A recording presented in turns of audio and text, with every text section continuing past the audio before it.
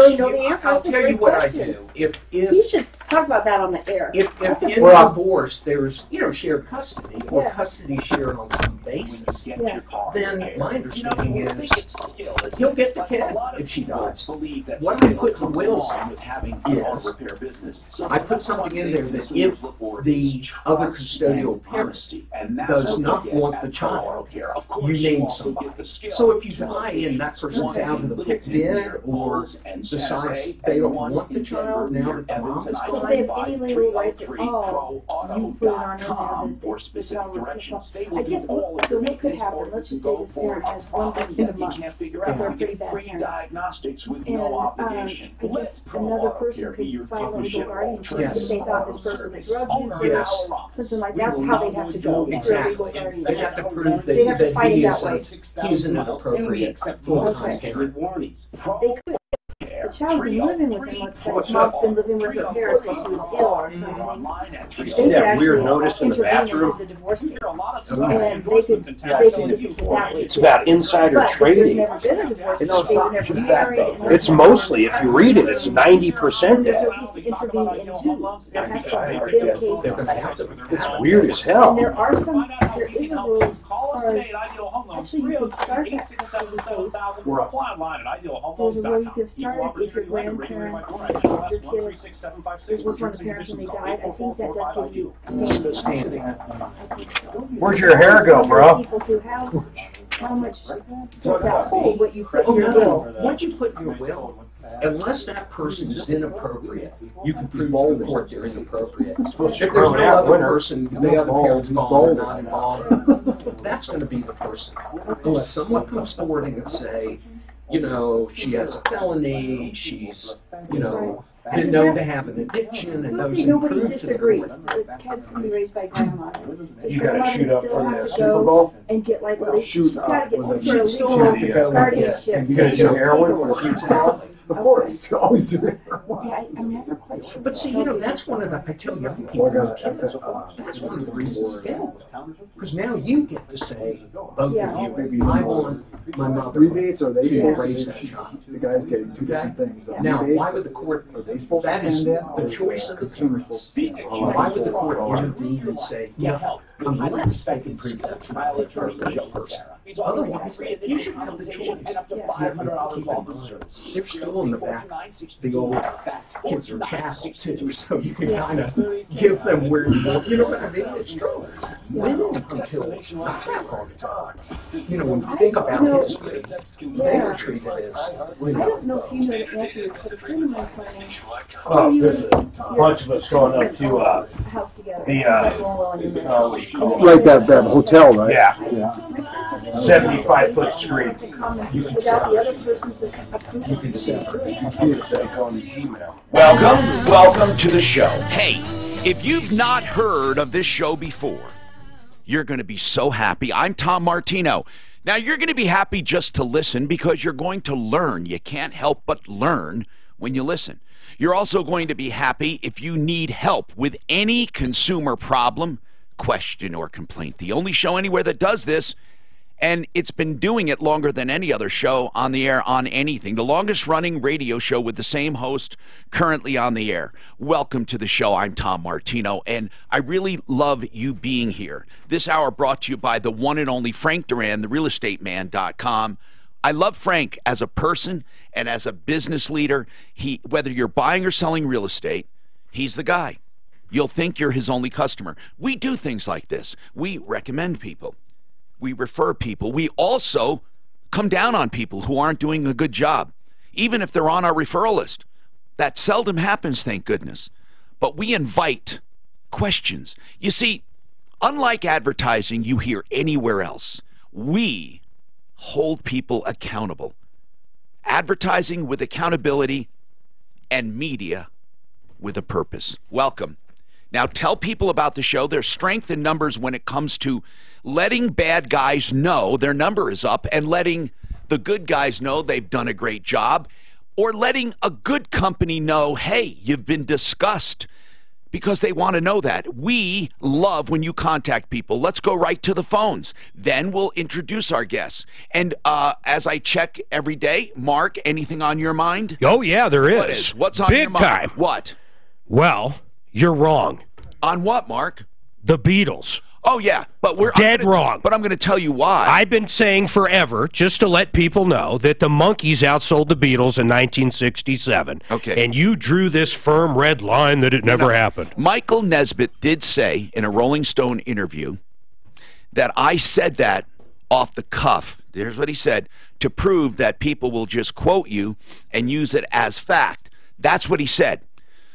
So it actually was fact. But, Mark, you have to let me explain it, and I'm not going to do it right now, because and I verified this. Tom, right is right. Sources.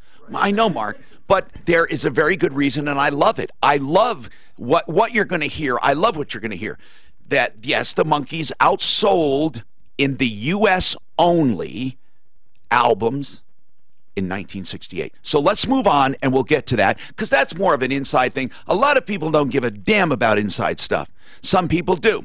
But speaking of that, if you ever do want to know any inside stuff, I'm serious. You know, Obama used to be big on transparency. Yeah. Except when it came to everything about him. But he was big on transparency. And I know Trump, of course, is really transparent. Oh, my God. I don't want to get into politics. Oh, my God. I don't like any of them. That's my problem. You see, I don't like any of them. I like people, you know, as people. I think Jimmy Carter was a nice person. And I think, I think Obama's a nice person. But you digress. I think Trump is a jerk. But I'm not talking about politicians. Oh, I'm talking about people, personalities. Man. Personalities. George Bush, great personality. The senior, you know, great. Oh, Reagan had a great personality. I'm not talking about politics. I'm talking Jimmy about Carter, like you said, nice guy. Oh, my Nicest God. What guy. a really nice guy. I think Gerald Ford probably was nice as a person, right? I mean, think about people. Can you think of anyone in the Oval Office, really, not politics, that you could say was a jerk? Don't you think Trump meets that? I mean, the way he interacts with people. Or do you like that kind of interaction? I just know it's him. It's not whether I like it or not. At least you know what you're going to get. He's boisterous. He is what he is. Okay. Anyway, people, I'm not talking politics, I swear to you. Okay, hold on. Let me get to the phones. All right, and then I'll introduce our guest. Peg, you want to talk about debt reduction? What's going on, dear? Thank you, Tom. Yes. I'm a long-time listener, first-time Thank you caller. very much. What's happening? Thank you. Yesterday we received a letter saying that we owe money to a creditor. It doesn't say who, and it's very, very disturbing. Second-time notice, never got first letter. You know, this could be a number of things. Debt collection comes in a number of forms. And I want everyone listening to know, because this show is about those listening well. Right. First, it could be genuine. Second, it could so genuine is not to be misunderstood, which means it's a genuine debt, meaning it's a real debt. It could be a real debt of someone else and it's a mistake. So it could be genuine. Then as second, it could be a mistake, genuine but a mistake. It could be something called ghosting, which means it was literally a real debt that expired, or it was paid and they bring it back on the odds that the person won't remember and will be scared into settling. Or four, it could be fraud, just plain dead out fraud. So, tell me about your debt. Do you recall it? Never. And now, what do they say? What do they say you owe? $13,000. On what?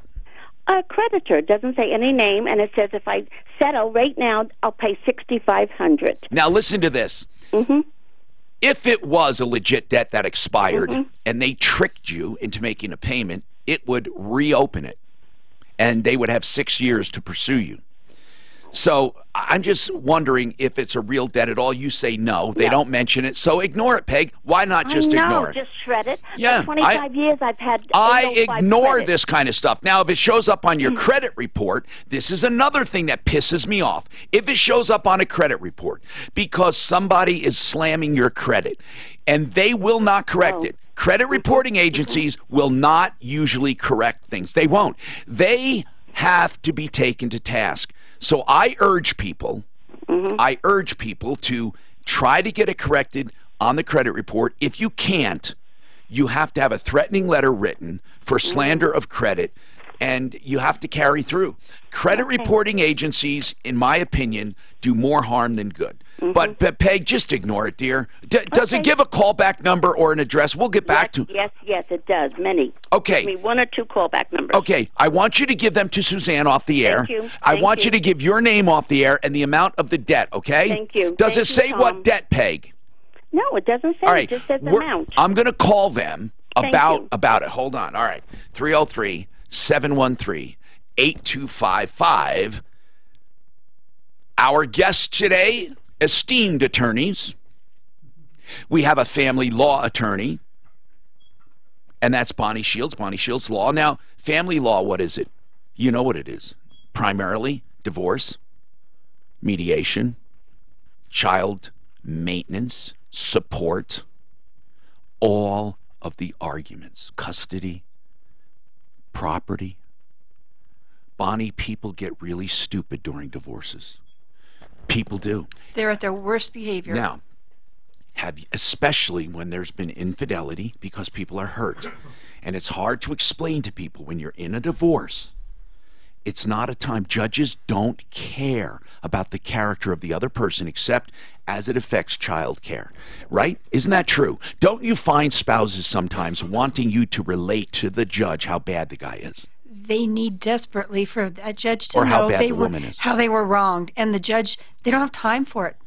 You're right. If it doesn't affect the children, they don't care directly. Right? Now they always try to make it affect the children. They always say, "Well, of course, he's going to have every bimbo in the world through, or she's going to have one guy after another." And again, they don't care about that. They don't. They don't care about how many partners. Right. So Bonnie, what's the most foolish thing people have ever fought over with you? I want to know. I hear people fighting over a chair, but have you ever had any personal experience?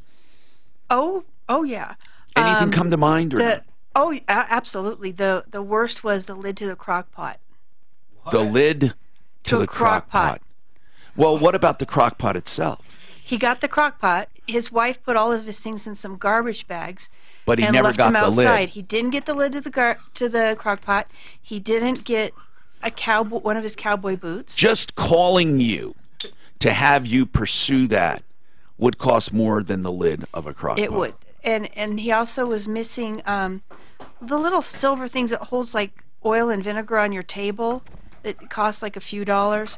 He had the oil and vinegar bottles, but not the little carrier. Oh, my gosh. That was the other one. 303-713-8255. We have more coming right up.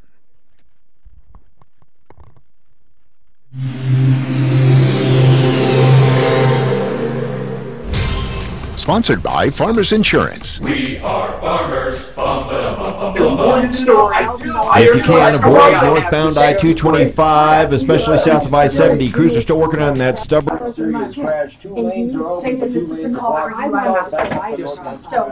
this old lady emails me this and says, they're trying to bill me In 30 seconds, I'm going to do a live shot, so you got to keep your voices down. Between I-76 and York easily. Westbound slow either side of Vasquez. Not a big deal. Southbound I-25 there, south of I-70. The weather forecast could be. People think they've been wrong. 20 seconds, and Tina showed 60. 22. Right now, partly cloudy, and 33. With your traffic and weather, I'm Pete Wagner. 6:30. K-How. From a hot air balloon landing on a car to a load of concrete falling on one, we've covered it. Talk to farmers. We know a thing or two because we've I'm coming up right now.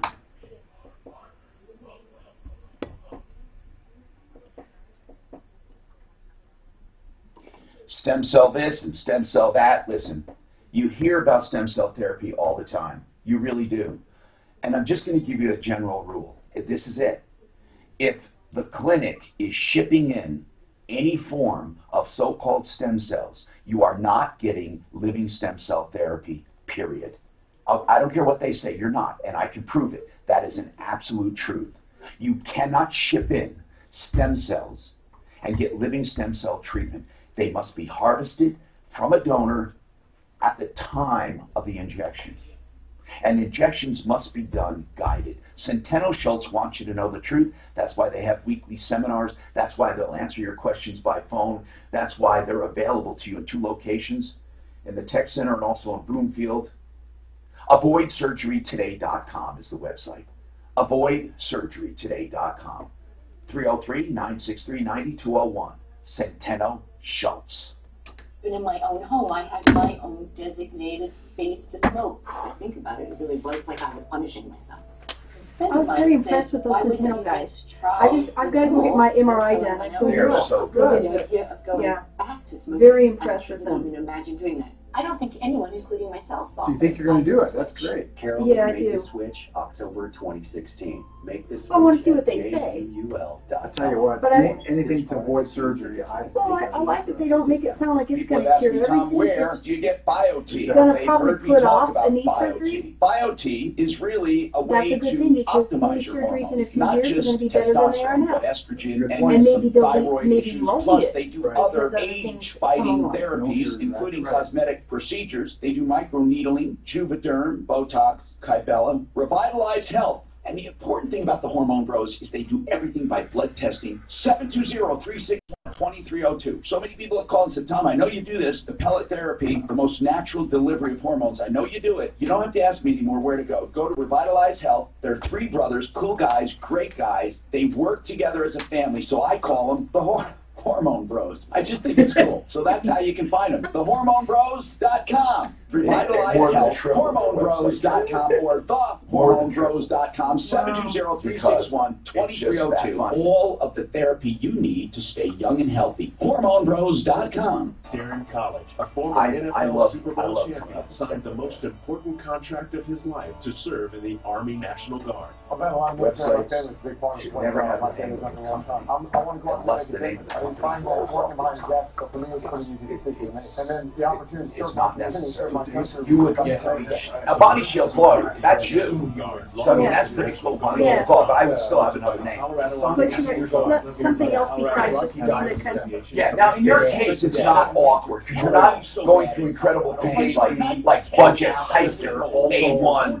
You know, like no mother involved. in other words, you've got to have some catch. Did you come up with Hormone Bros? Yes, of course. I come up with one for you. You really should probably. Not that yours is bad. Remember, yours is truly not bad. It's your name. But I think you come up with another one. You have both for sure. So no matter what people do, you'll find it. And I something you can do that. I can and what I'll do is I'll get it. You own it. You know. Yeah. And we'll just have it point to your site. If you want me to look, I will. I would like to come up with something for the mediation business. I'm going to pursue that. Okay. Yeah, I signed up for a class in California this summer. Just talking about the psychology of divorce, mediation, and where people are coming from, how to get people out of their entrenched points of view. I'm really excited about it. I think I need to pursue it. There's a lease involved. That's right. Kicked them out and then rented it out. Because that's on. You'll hear it on 630 now. But if they haven't opened an estate, it ain't going there. Well, there's got to be a better way. Hi, I'm Tom Martino, and when I talked about Frank Duran at the beginning of the show, I did not give out his phone number. It's 303-920-1622. Frank Duran, therealestateman.com. That's Frank Duran, therealestateman.com. So, anyway, so I introduced Bonnie Shields, our guest today. We have another guest, too. David Salisbury we'll hear from in a minute, but you need David. That's inevitable law.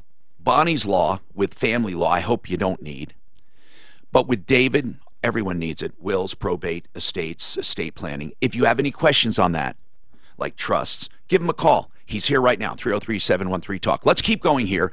And I'm taking people in the order they've called, and I welcome you to the show where we help people with everyday life. Charlie wants to talk about health insurance. Go ahead, Charlie. Yeah, and hold on one sec, Charlie. Suzanne, make sure that we get that number. If you could forward me that number for the fraud she was going to give you. The elderly woman said... She hung up, Tom. Sorry. Okay, I don't think she... I don't think... Okay, if you're listening, there was a debt that you said they're trying to hound you, and you said there was a callback number. Peg, we will be happy to call that number for you if you can call us back. You can use 303-MARTINO and get right through, 303-627-8255. 8466. Okay, so keep going now, Charlie. What's going on? Thank you, sir. My son needs insurance, and we're not sure. I'm assuming that we were best served if we get a very high deductible and for catastrophic, and that he pay the ordinary visits. Well, let's talk about it. When you say he needs insurance, just so you know, there is no more penalty for non-insurance, although I believe people should have health insurance. Now, Charlie, and the more people that have health insurance, the lower the aggregate cost is overall. Charlie, let's talk about his situation. How old is he? He's 32. He's never had it. Never had health insurance. Okay, and that doesn't matter, unlike car insurance. Now, what's his income? His income is pretty good. He does probably $40,000. All right. What Mark was alluding to is under Obamacare, which is still in effect. People think it's not. It is. If you go on the exchange and you qualify, you can get subsidies toward the premium, depending on how many people in the household and how much you make. I do not know if your son would be supplemented or not, but here's what's great. You can find out all of this free of charge, and here's why. Integra Insurance Group is a broker that will shop hundreds of plans to come up with the best plan, and they charge commission to the carrier. Now, you can't go directly to a carrier and save money, and so I don't know why everyone doesn't take advantage of a good health insurance broker. Now, I like Integra Insurance Group. I love them. I'm sure there are others available, but we know them. And if I call them, you give them your son's all this information and where he lives, they're going to find you a plan. But in general, I'm going to tell you, subsidies can only be gotten on the exchange. If you go off the exchange, you can find other plans as well. And since there are no penalties, it doesn't matter if you're on or off the exchange except for the subsidies. When it comes to insurance, you insure for your need. And that means that you decide what you want based on your need. If you have cash to pay a deductible, and big deductibles through a year, and you put that money aside, then you get something with a healthy deductible and lower premiums. If I have an important question. Yes, I want you to give the pre-existing. That's what I'm going to tell you. On Obamacare, they cannot exclude pre-existing conditions. Off the exchange, they can exclude. What does he have? He has a problem with his foot, and his mother believes that he's got a problem with the tendon in the top of his foot. How long has he had it? Well, it's been about 3 weeks now. Oh. And his mother's a surgical nurse, and she's shown a she's described it to another physician she knows in Arizona, and he suggested it's possible a damaged tendon. Now, here's the problem, okay? Here's the problem. Many people do not get insurance until they have a problem, and then they get insurance and want to back insure. Actually, under the exchange, you can. But in order to cut out that nonsense, the rules say you can only enroll during open enrollment, which expired on January 15th. So there is no more open enrollment. The only time he can apply and get insurance now is for a life-changing event, which, by the way, is not injury. A life-changing event is moving, changing jobs, getting a divorce, something like that. So, did he have any of these life-changing events? No. Okay. He actually cannot buy health insurance. I want to make sure I'm correct in saying that because I have John Jones on from Integra Insurance. John? Hey, Tom. This guy does what a lot of young people do. He doesn't think about insurance, but now he has a foot problem. If he went on the exchange during open enrollment, they would have they would have covered it, right? That's correct. Okay. Now, if he's out of open enrollment, what does he do? Is there any option whatsoever? Well, he's actually got 3 options. Number one, depending on his income, and if I may ask the gentleman you're speaking with, does your son make less than $18,000 a year? Is he in school or anything? No. Okay. What would be the option? Wait, you didn't tell us. You didn't tell us what the option is, John. You just the had. Option, he could have gone on Medicaid. Okay, and that does not require open enrollment. That's correct. All right, next option. Now the next option is, since all the mandates and penalties have gone, the president, through an executive order, allowed short-term major medical now to be out there for at least a year. So a person could go on a short-term major medical plan and have that program for the next 10 months until open enrollment starts again next November, and constantly have his or her coverage. Okay, but will that cover anything that comes up as a result of a pre-existing condition? Pre-existing conditions right now would not be covered under a short So term. if he needed surgery in 6 months and they say, wait a minute, didn't you have this sore foot before? How would they know he had the sore foot before? I'm not suggesting people lie. I'm just asking as a matter of fact. How would people know?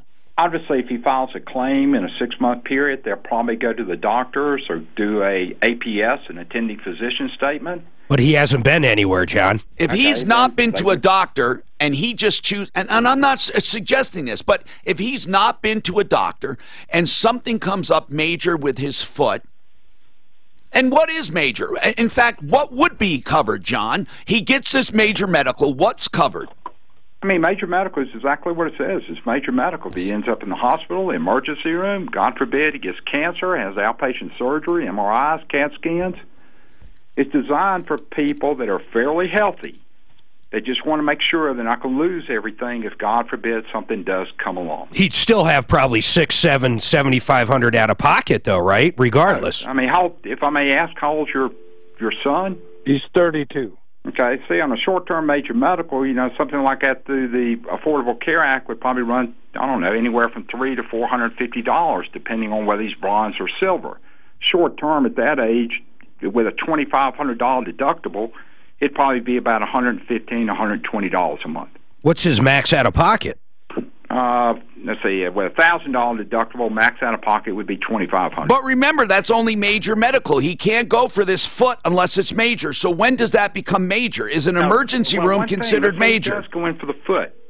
The short-term major medical utilizes a true nationwide network through Aetna, PPO network, true network. So he would still, even if he goes in and sees a doctor, and they happen to determine it's a pre-X, he's still going to get the medical repricing through the network. But but it's not covered. It's just repricing. It's just repriced. Okay, so no matter what, it's better than nothing. Oh, very much. He hasn't been to a doctor and had this diagnosed. This was the supposition of his mother. No, I understand. So if he really truly doesn't know anything, he can just apply for major medical, and if something major comes up, then, you know, he does one of two things. He either gets it covered if it's major. If not, he gets medical repricing, as John Jones indicated, because he's part of a large group. Now, here's the deal. No matter what, call Integra Insurance, okay? Just call them. They'll give you all this information free of charge, sir, and we love helping, so if he ever wants to call directly, he can call us or call them. It's 303-466-5500. People think, oh, no, I'm going to go direct, save some money. You're not going to save money. Okay, we have other questions coming up. In fact, we have another one for Integra, and we'll do that right after this.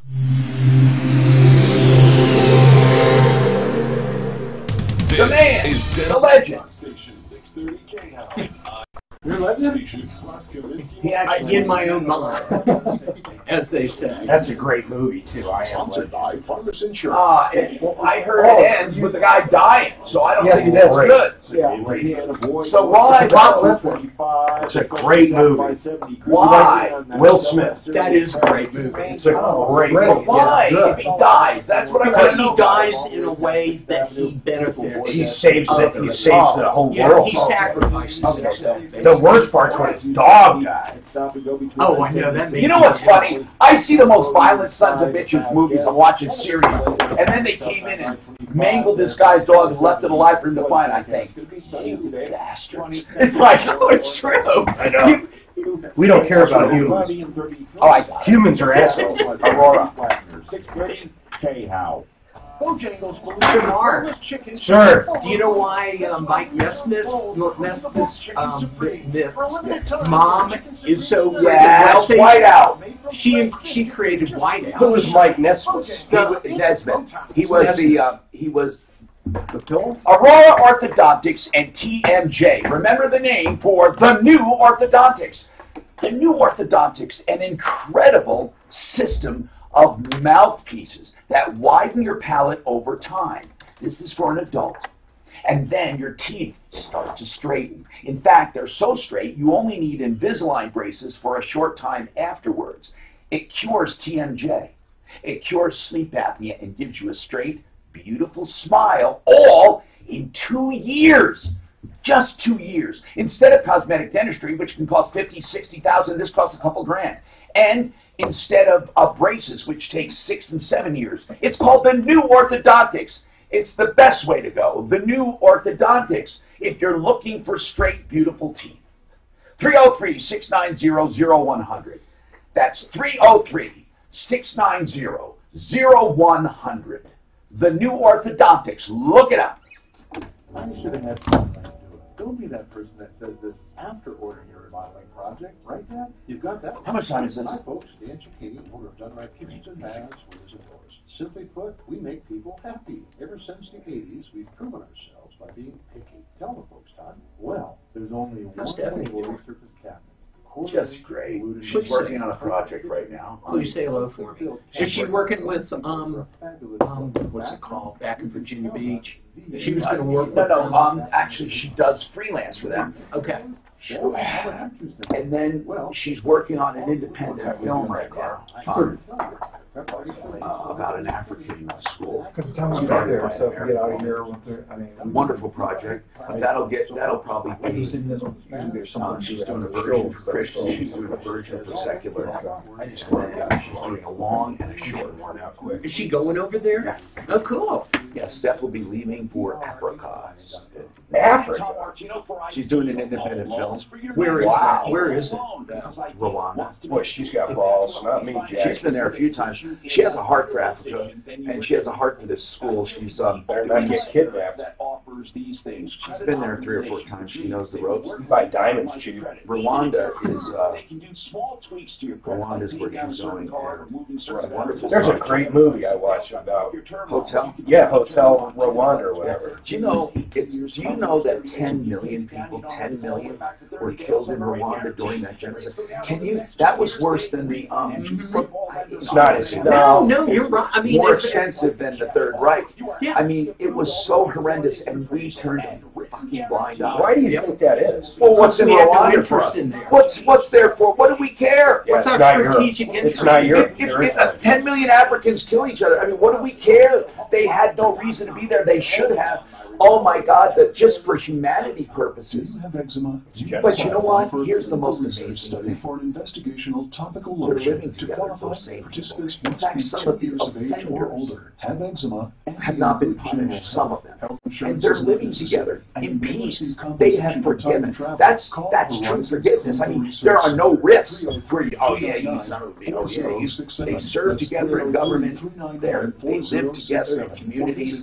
I have never seen such a thing. That would be like German Jews and Nazi Jews, or Nazis, I mean, that would be like them getting together right after that ain't happening. Hi, Nick. Good morning. How are you? No, man. I'll get to you this I don't even know to this day. Are there big Jewish communities in Germany? I don't know. There's a small community there. Most of them have left, but for years they've been treated pretty well. But now there's a real uptick in nationalist groups, basically Nazi groups. You know, in Europe in general. In Europe in general. Wait a minute. Why does this hate keep resurfacing? Because you got to find somebody to be angry at when things, just like Trump. What did he do? He went after the Mexicans. They can't fight. No, oh come on. You always find somebody who's your enemy. I don't. No, I'm not. I'm Tom Martino, your troubleshooter. Welcome to the show. 303-713-TALK. John Jones eloquently answered a question on health insurance for this gentleman who wanted to know about his son, 30 years old, missed open enrollment. He recommended major medical, or not major medical, catastrophic care, or whatever you call it. It's major. Yeah, it's called major medical, right, John? That's correct. And this is a good stopgap for people who don't have anything, at least so they can have some breathing room. I agree. Now, let's talk. We have another question. This is Steve. Hi, Steve. What is your question, sir? Good morning. If you apply for Social Security, basically retirement, and you're on Medicaid, does it affect your Medicaid insurance? The answer is no. Okay. Just So flat out no. It doesn't count as income? No, because, and depending, can I ask you this question, sir? Are you applying for Social Security right now, or are you already on it? No, we're just applying for it right now. And are you pre-65 or above 65? Or? I'm 62. Okay, so you're 62. And with your Medicaid now, are you getting your medical assistance through Medicaid? Okay. Well, are you? How are you covered right now? We're just, as I know it, we're just on Medicaid. Okay. So you're on full-blown Medicaid then? Yeah. Medicaid only takes into consideration earned income. Well, hold on. Interest income would be too. I mean, all income, right, John? But not equity. Is that right? If now, and I would strongly recommend he goes down, he talks with Social Security, or he talks with his local Medicaid office here. If he's getting medical, and how big's your family, sir? It's just the two of us, okay. My wife and I. So technically, if you're getting medical assistance through Medicaid, then your income would have to be less than $23,000 a year. If it's above that, then Medicaid would technically kick you off. But what's considered income, John? I mean, it's just income. I mean, but not equity. If you own a home worth $1 million, that's completely paid off. Does not matter. Right.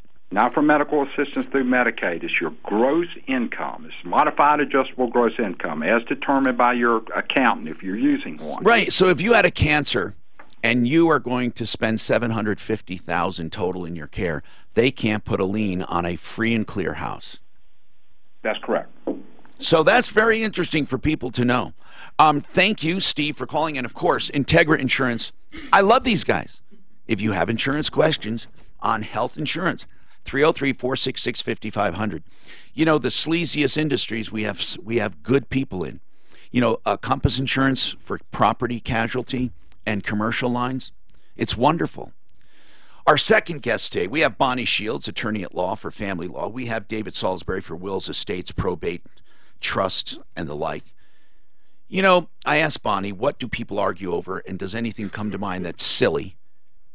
In a divorce, their worst behavior comes out. She said yes. They argued, this one man argued over a lid to a crock pot and really was pissed off.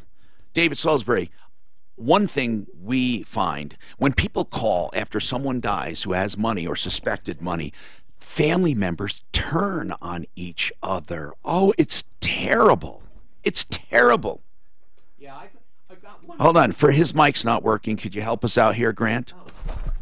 Well, okay, use that. I'm going to use this one. We need to get it worked out. We need to get it worked out. Well, anyway, I had this one situation where I get a call from the personal representative. Yeah. The dad had died, mom had already died, and there were 5 kids. They're having an argument about personal property. Right. So I said, you really want to come in and pay me to fight about personal property? She says, well, we need to go in. So they come in, yes. And I said, what are you all fighting about? Yeah. Well, Dad used to ride motorcycles, and he had this beat-up old leather jacket. It had no value.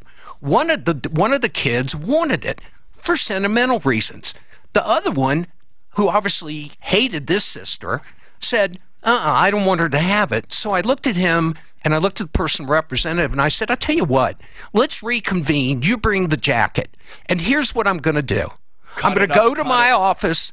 I'm going to get my scissors, and I'll cut it in half. You can have one half, and you can have one half. Solomon. And at that point, the brother who's making trouble said, she can have it, you know. I embarrassed him. Oh, my God. That's something. But the old jacket with no value. What were the other siblings doing? One wanted it, one didn't want her to have it. The other siblings, they didn't really have an argument about it. They were fine with the one. Okay, that's not working. You're going to have to use the other one was fine with it. Yeah. The other ones. Now I want to ask you this. Keep that mic, please. I have another question. When it comes to estates, this is the one thing that bothers me. There's so much you have to trust. You have to trust. In other words, the personal representative says, you're not in the will, or there wasn't this, or there wasn't that. I mean, how do people know? If you're not a family member and you're a landscaper and you had the most dear relationship with the deceased and you think they might have done something, What prevents a personal representative from ignoring it? Well, if you've opened up a probate, then the lawyer's going to tell you can't do that. But of course, not all your clients tell you what they're doing. If there's an attorney involved, I say, well, let them call me, and I'll tell them, we're not going to share the will with you because you're not in the will. Okay. And that usually solves it. But if I'm not involved or another attorney, then you are. You're going on trust. If you don't believe it, petition the court to get a copy of the document, and then you can go from there. At what point does it become public record, any will? Well, when you open the probate, the will gets sent to the court, but it's not necessarily a matter of public record. A lot of wills, they basically put it aside and they won't let anybody look at it. But David, you said many times, well, you want a trust if you want privacy. Yes. Well, you're telling me that a will can be private. It can be. If you request that the will not be made public, they generally will grant that. But in most cases, nobody asks about that, so it's just a matter of it's a matter of public record. If John Smith or somebody famous dies and they have a will, I can go down to that case number and look at it. I'll tell you, there was a mob outside the courtroom in New York when Jackie Kennedy died. When they knew that she had opened her probate, they all wanted a copy of the will. There were like reporters all over the place. And did they get one? I think they did, but I guarantee you, somebody like that, she had a trust. All right, 303-713-8255. If you have a trust, does it have to be mentioned in the will? Oh, well, normally you do mention it because the will says that if I die and there's an asset that I did not transfer into the trust during my lifetime, the will says, okay, it's not in there, we're going to put it in there now. Normally... And it can sidestep creditors? Or No, you can't. You can't, and that's the reason to get everything in the trust. But that's what the will says. Now, it doesn't have to use the name of the will, but it would say all of it goes into a trust that I've established at another time. Betty, welcome to the show. I'm Tom Martino. Hello. What's happening? You have David Salisbury. Yes. I have received a bill for $1,700 for what I thought was a trust, and it's not. What do you mean you thought it was a trust? Explain that to me. Well, that's what I asked for. I wanted to trust. Oh, I see. You wanted an attorney to create a trust. They billed you, but you don't believe you got what you asked for. Well, here's what I got. I got a beneficiary deed, and it says right on here, warning, execution of this beneficiary deed may not avoid probate. That was my whole point. I thought it does avoid probate. David? It does. It does. But everybody... as part of the form, you always put that there just to tell the person who's giving the property that it may or it may not.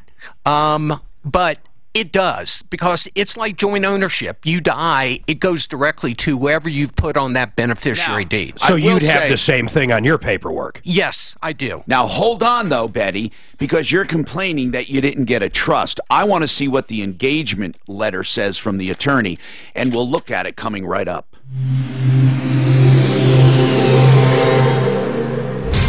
Sponsored by Isn't that the engagement letter you're looking at? I think. Bonnie, I sold that car. It took 10 days. I had to drop it down.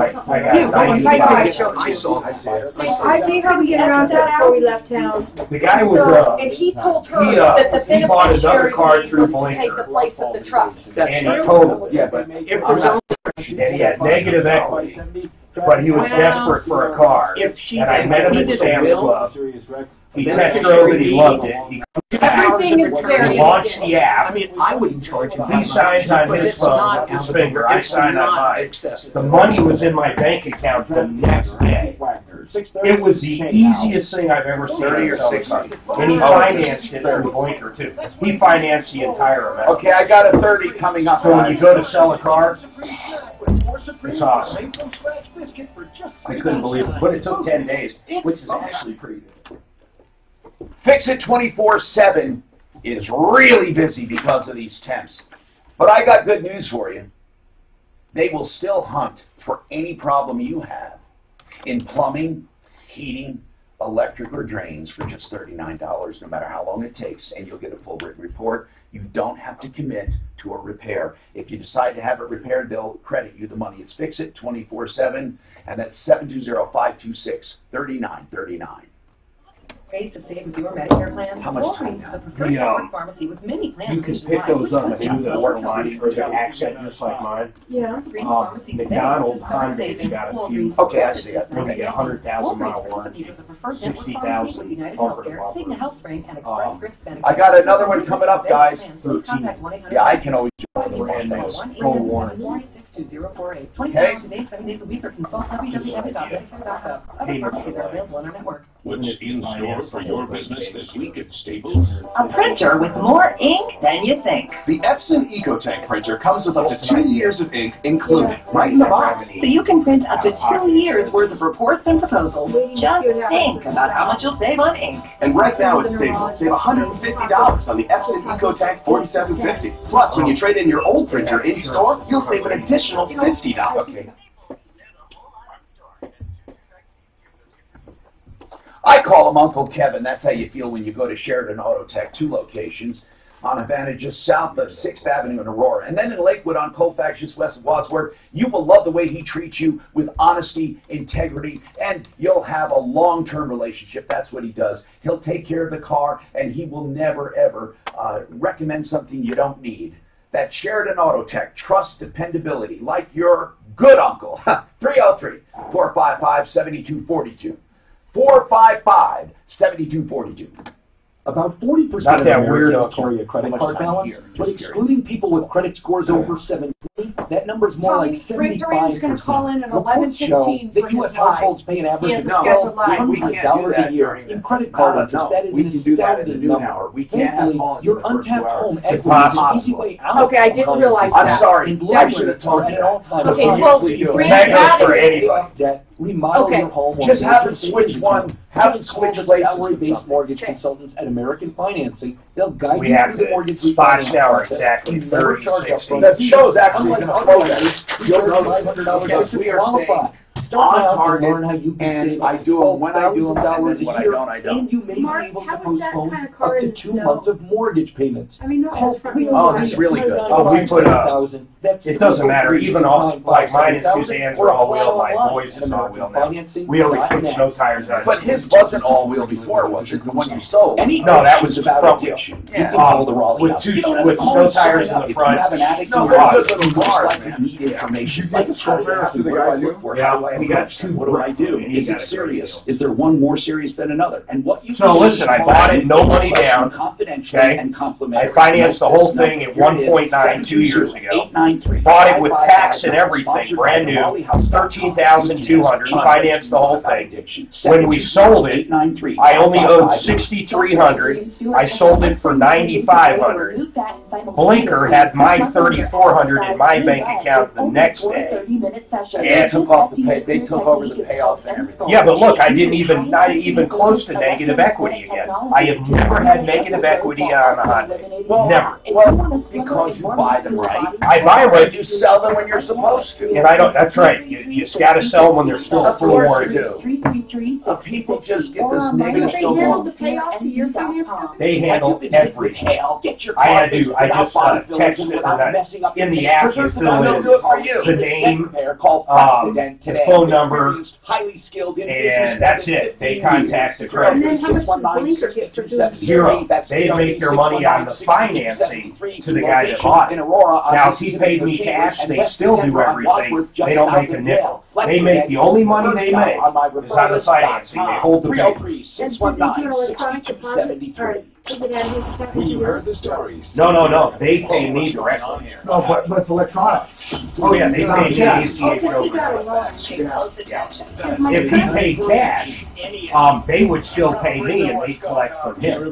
My son still owes on his car, and I thought I was going to have to give him money to pay it off. No. So he had title in hand so that when he could You don't care. Through Blinker, they do everything. There's no downside. In fact, if you have negative equity, they will ACH out of your account and take care of all that. Into politics. What kind of car is it? Politics is the most important. Keeping it honest. Does it run good? 2009, yeah. Collecting evidence laws. 2009 the email. Look, I don't know, it's a big boat. Yeah, that's Chrysler, something fancy. put in our blinker. All right. It'll even tell you a suggested price. That's how I got with my. I'm Tom Martino, your troubleshooter. 303-713-TALK, 713-8255. Okay, so whatever is on your mind, I hope we can relieve it. Betty calls and says, I have an attorney who charged me for a bunch of stuff. I got a bill for $1,700 but didn't get what I wanted. We had David Salisbury look at it. First and foremost, Betty, I always go to an engagement letter. That's the actual contract between you and the attorney. This seems to be somewhat of an engagement agreement, doesn't it, David Salisbury? To you, doesn't it look like that to you? It looks like it to me. Yeah, that's here. Wait a minute, here, Tom. Yeah. It's an engagement letter. The only thing is, it's not the name is not Betty. I don't know who's named that, unless that's her legal name. Betty is this your? She doesn't want her real name used. Okay, Tom. that's good. Betty just doesn't want her real name used. So okay, here's the deal. No, Betty. I just wanted to know because the first name wasn't the same. What is her real name? Specifically, Betty. Hey. Betty, specifically on this form, it shows what he's going to do: a power of attorney, right? And one for health, one for general finance. He's going to do a HIPAA authorization. He's going to do a living will. He's going to do a last will and testament and a beneficiary deed. And it says 4. I'm not sure what that means, 4. Did he do 4 beneficiary deeds, Betty? Oh, yes. Okay.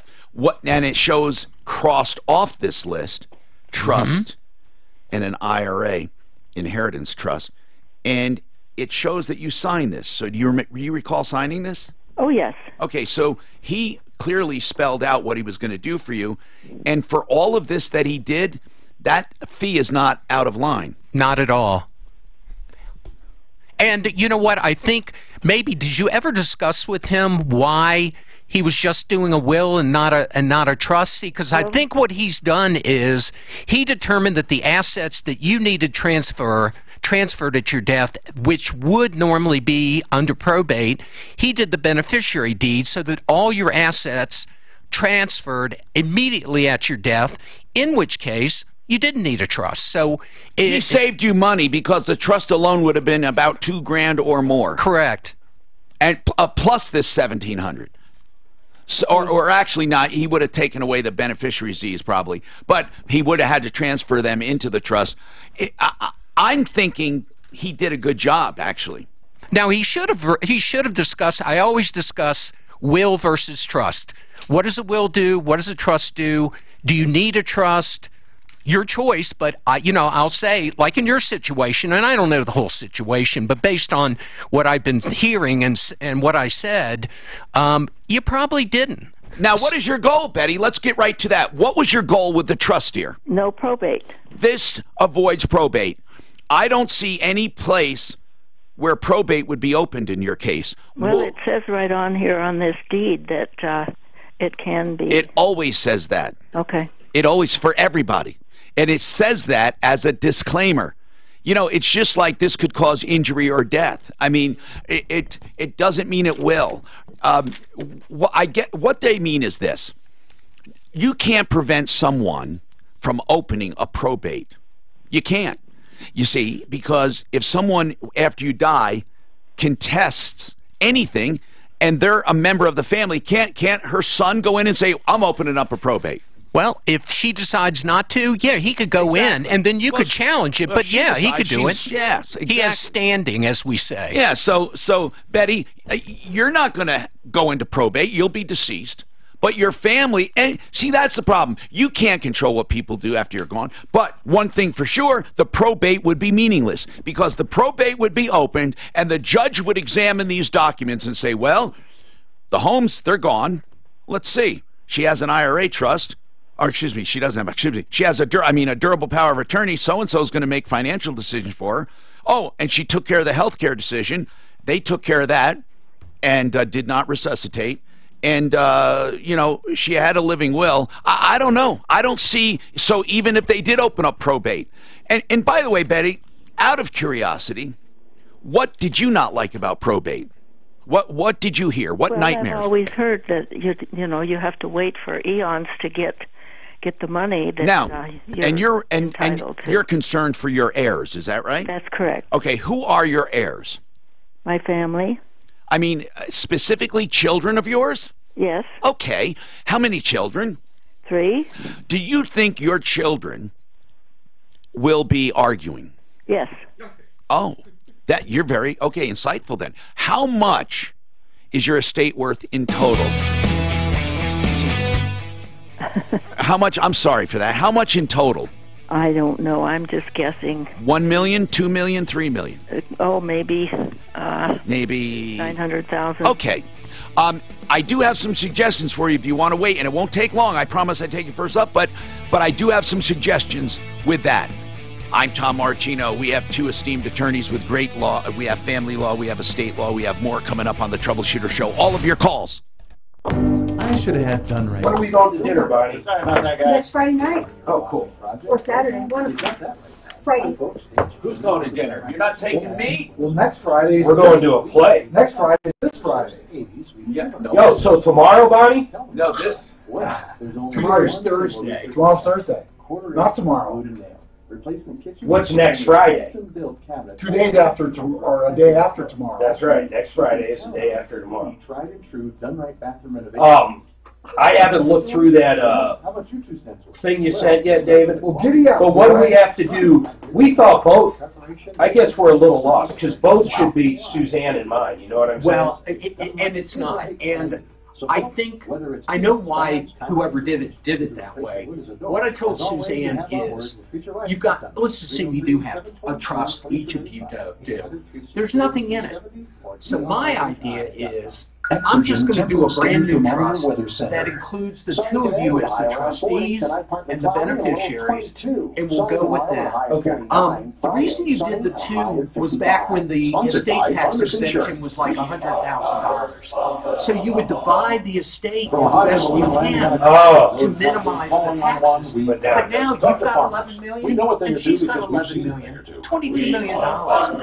When you get there, then we'll change it. We'll change it, and I will become your bestest friend ever. Hugs, no kisses, no kisses. 22 million, you should kiss them. You know you're right. Do you have HBO? Yeah.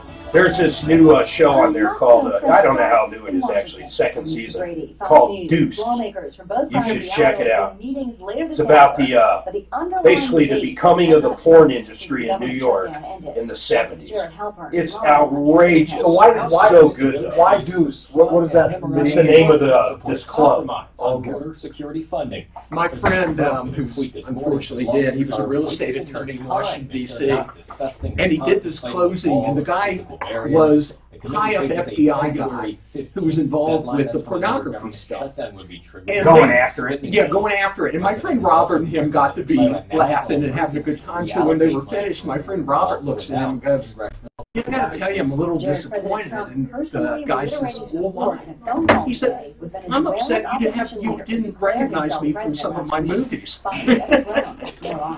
He was actually a porn guy? Yeah, he was the guy who went after like all kinds of, illegal pornography. Oh, back in the 70s, it was all illegal. Man. Hey guys, Stephanie wants to be able to talk to me on the phone no matter where she goes en route and while in Africa.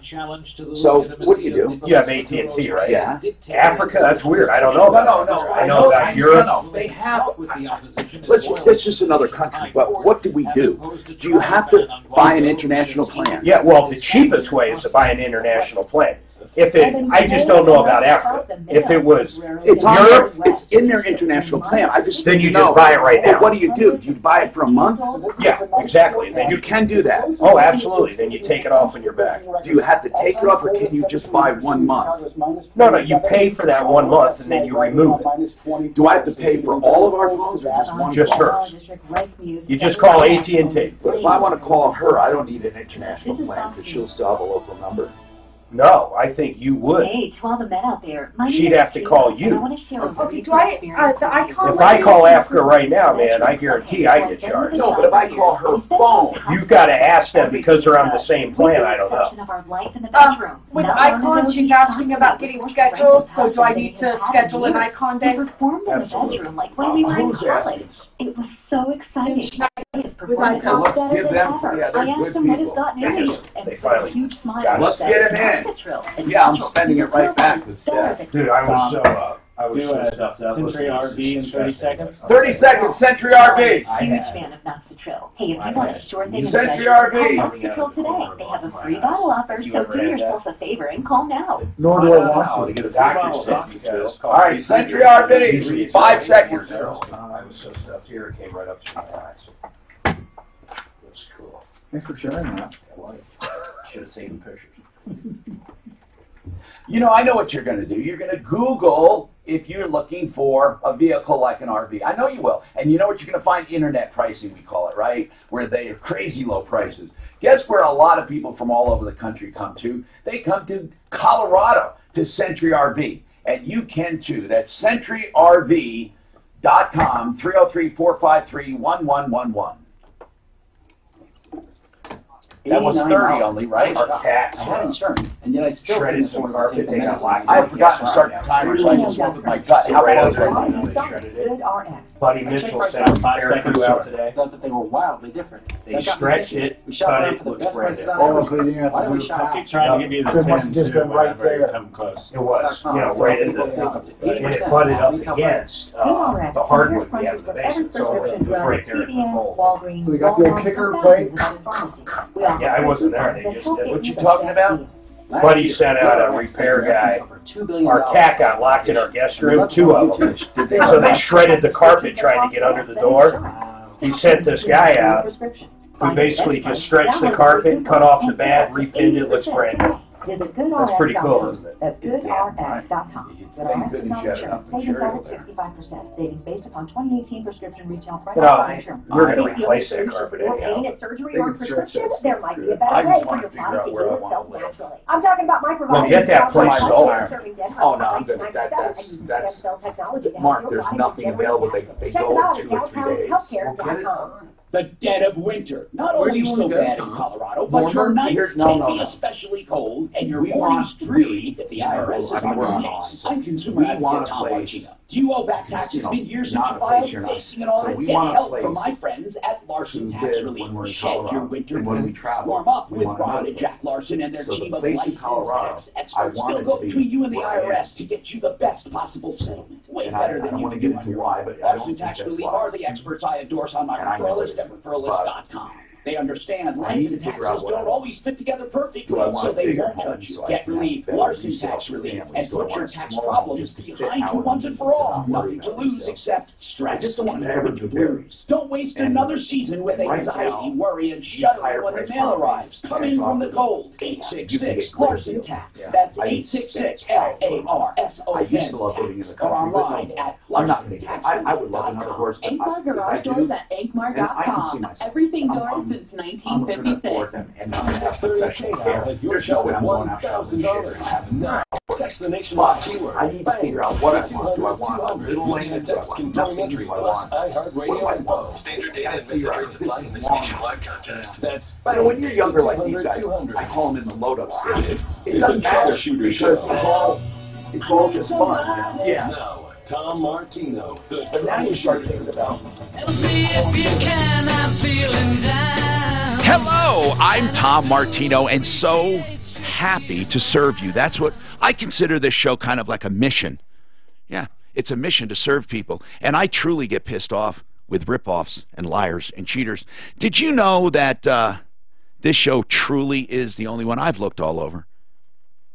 So all you have to do is remember, wherever you are, in the country, in the world, you're listening to a podcast or live on Facebook, live on YouTube, live on, of course, KHOW Radio. We have KRDO Radio in the Springs. We have some affiliates scattered about. And you can get us in a podcast as well in the iHeartRadio app. So listen, remember this, 303-MARTINO. That is it for help. 303-MARTINO. 303-627-8466. We are talking about problems, questions, and complaints.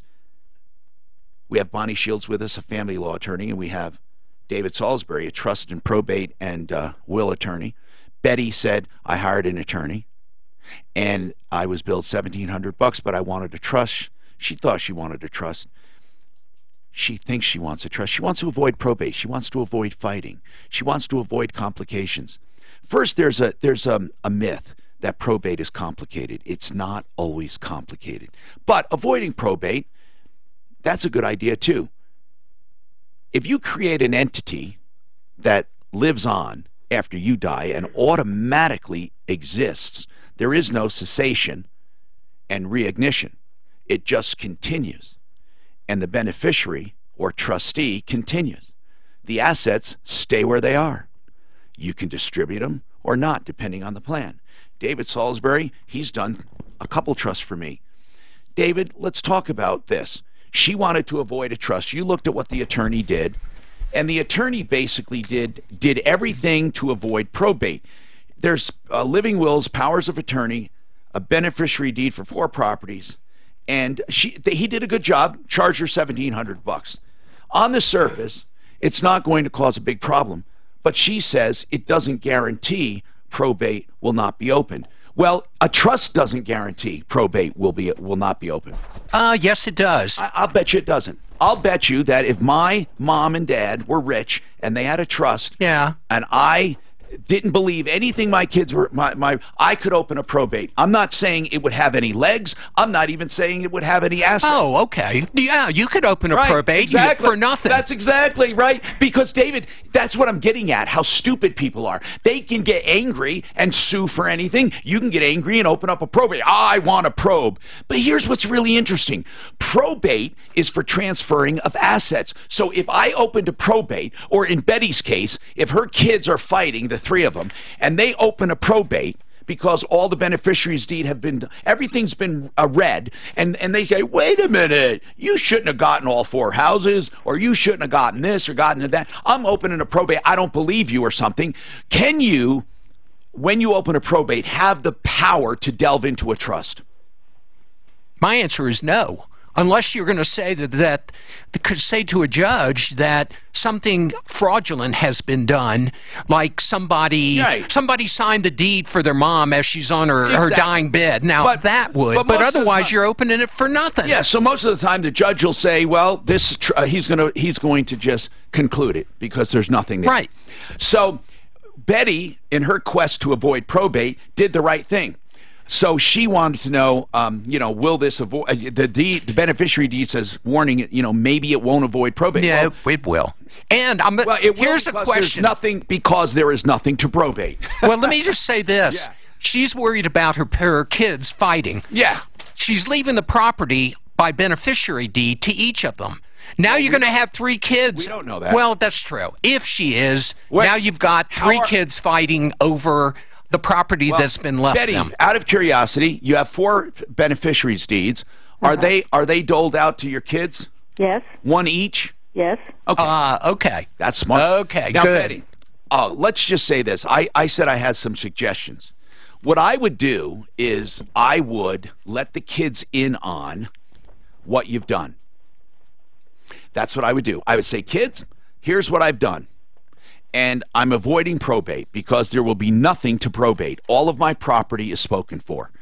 And you don't have to give details on which house gets which and which is this, but then I would have my attorney write up an acknowledgement that the kids acknowledged your plan, just for the hell of it, not for anything else, that just acknowledged that they saw it and where they can find it. Or if they don't want to sign, just meet with them or just talk to them. But that sometimes then will stave off any anger or, wait a minute, you talked to mom last or you got her to do this. They know that you did everything with your own will and your own energy, and this is the way you want it. Now, do you have a good relationship with your kids? Yes and no. Are there some better than others? Yes. Okay. Are you estranged from any? No. Okay. By the way, Betty, you don't have to leave stuff to bad kids. Just, I mean, if you did, you don't have to. I mean, seriously, you say yes and no. I mean, if there was a kid that's a pain in your ass, you don't have to leave that child the same as the rest. Just so you know that. Oh, I know. Okay. I know. I'm aware. I don't think you have anything to worry about, but and David, he just took a cursory look, but we'd be happy, he'd be happy to talk to you off the air if you ever wanted to just have him review an estate. He does that often. He charges flat rates for everything he does. I love the way he does business. You have to say, hey, can you review all this? He'll look at it and say, okay, here's what it'll cost. Or can you do a trust? Yeah, this is what it'll cost. And I love it. 303-713-8255. Ruby is here with a neighbor who she's got a problem with. Ruby. Yes, I have a neighbor, and I'm speaking for 3 other people also. Okay. It's 3 people in your household or 3 people in the neighborhood? Three different neighbors. What's going on with this neighbor, Ruby? Well, he moved in, I would say, about a year ago, and we didn't know whether he had purchased the house or not, but I think that he has because he's added on to it. Anyway, he always has cars out front. He often has, what do you call them, big trucks that are carry cars. Yeah. And tow trucks. Well, they're not. Or carriers, transporters. Yeah, carriers, and they, they will stay there. What do you think he's doing? He's running a car repair service. Really? So, does he make noise? No. And is he right next door to you? No. He's right next door to 2 other people. There is no doubt in my mind that if you complain to zoning, we have. Or HOA. No, zoning people are very aggressive about businesses. Very. What jurisdiction are you in? Which municipal? Nevada. They're pretty darn good. Did they look into it? Yes. And what did they say? Well, the one neighbor, they told, we'll give them 2 weeks, and it's been a month and a half, and nothing has happened. They'll give them 2 weeks. Did they do a cease and desist? Yeah, I don't know what they did. Well, you have to find out. You have to find out, or you go to the planning board, or you go to the director. I mean, really, they will do something. It might just be somebody lazy, Ruby. I mean, we don't mind. Listen, we don't mind calling for you, saying, "Look, we got a few neighbors upset. This is the address. You've been sitting on it for 3 months or 3 weeks or whatever." We don't mind doing that, but I would first reach out to the supervisor, to the director. They're pretty aggressive about that usually. Usually, they love hassling people. Well, we have a copy. One of the members has a copy of the HOA agreement from 50 years ago. Okay, and what does it say? And they say, well, it says that you don't have cars parked on the street. I don't think the HOA matters. The HOA will work, and that's enforceable, but I think zoning would not allow it. What part of town? Are you in a regular residential neighborhood? Yes. Are you adjacent to any commercial? No. Okay. I think you have both municipal code and the HOA regs going for you. What does the HOA say about it? Do you have an active HOA? Well, no. Okay. Do you pay fees? The police says that it's too old. Oh, you know what? I'd like to see his law license. Because really, an HOA is an HOA. I don't even know why a police officer would venture to say that. So I would ignore it, okay? You, as a homeowners group, can go and complain to the HOA. And if there's no active HOA, you and a group of neighbors can still complain, and you can actually use that HOA as your basis for complaining because you're a beneficiary to it. Ruby, I want to ask a question. When you closed on your property, were you presented that HOA? No. Oh, maybe it's defunct. Maybe they don't use it anymore. Because if you were not presented that as a disclosure, then how long ago did you buy it?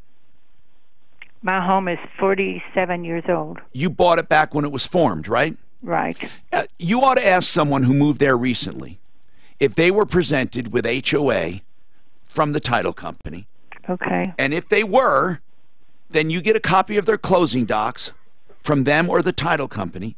And you guys as a group can get together as a group and hire an attorney and sue as third-party beneficiaries to that. You're a beneficiary. You're not even maybe a third party. You are a beneficiary of that HOA regulation if it was still presented as code. If not, Arvada can do it. I mean, you should just stay on Arvada. I would like you to call the supervisor and say, we expect a follow-up. When can we expect it? If you still get the runaround, Suzanne, give her a number to call back. 303-713-8255. Minus 27 in Chicago. And you know that I thought when they were giving that it's wind chill, but it's not. That's wind chill 70, negative 70. Chicago doesn't use the course. They get wind, but they don't usually get below zero. I better get her in here. And they say there's global warming. Fall mitigation until 5 o'clock again today. Back in town, northbound I-225, back up the street south of I-70, earlier crash alarm. Global cooling. Yeah, looks like a bit of delay downtown. Well, they say this is proof of global warming, and actually they've stopped using the word global. They're starting climate change pretty much everywhere. Right now, partly cloudy in Denver and 41. With your traffic and weather, I'm Pete Wagner. 6:30 K-How. From a hot air balloon landing on a car. Oh, God, I hate these. There's so many. Farmers. All right.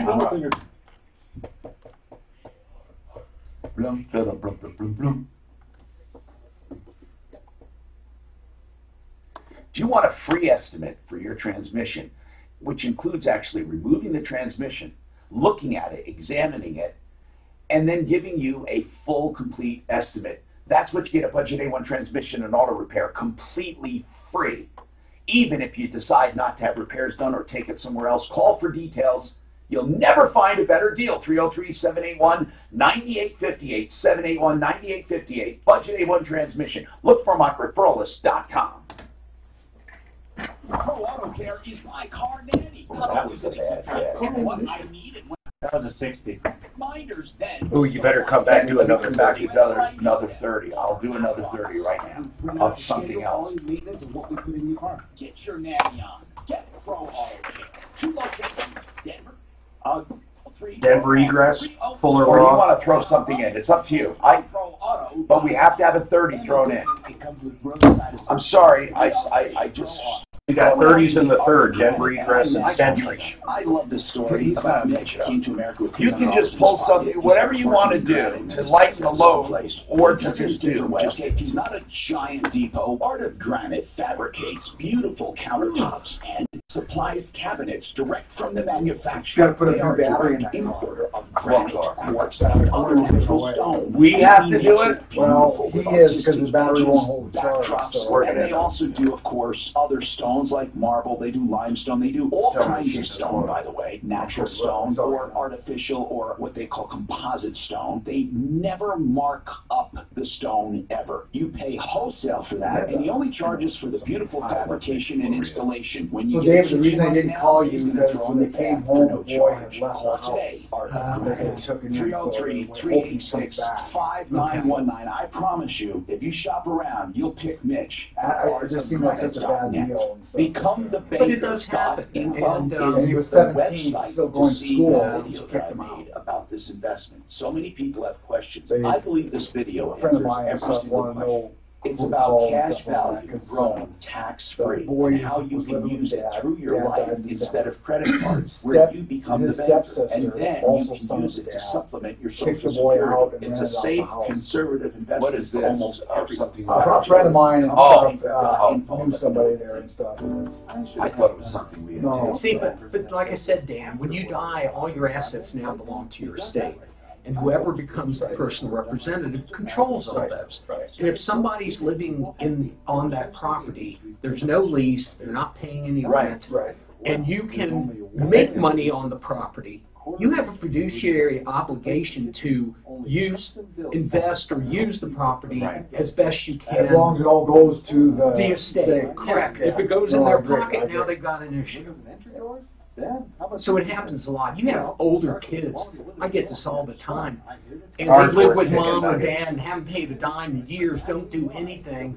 And then they're like amazed when mom dies that the estate says, or the sister says, hey, no more. We're not paying for all that stuff. And I can see that with a 17-year-old. And sometimes you have to evict them. I've seen evictions because they just won't leave.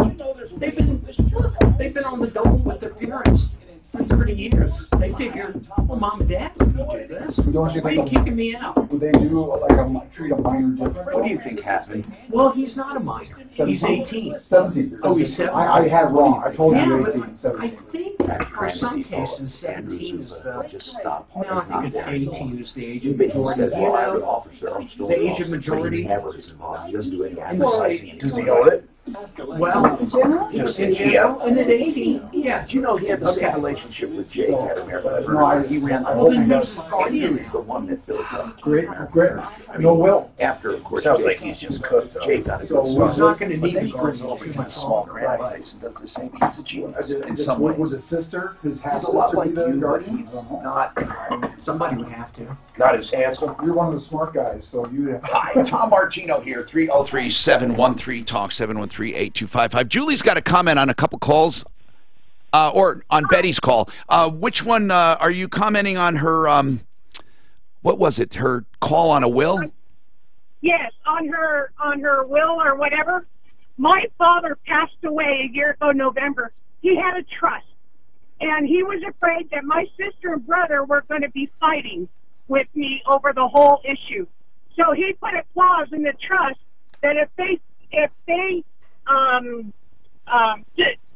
disagreed with the trust, they lost their share, and it went to the people that were left. Can you actually do that? Can you do that, David? Can you put in penalty clauses?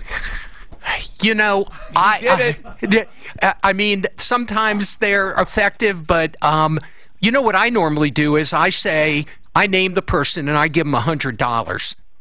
So they can't say they didn't get anything.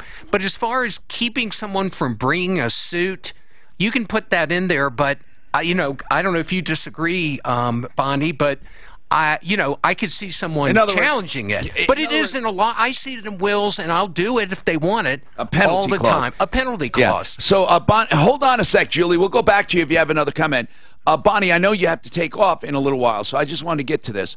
You've been shifting a lot. Now, you still represent people, obviously, in divorces, but you've been doing a lot of arbitration, or mediation, is it called? Mediation, right? Right. Okay. Right. Now, for mediation, how do you do it without representing one or the other? What do you do?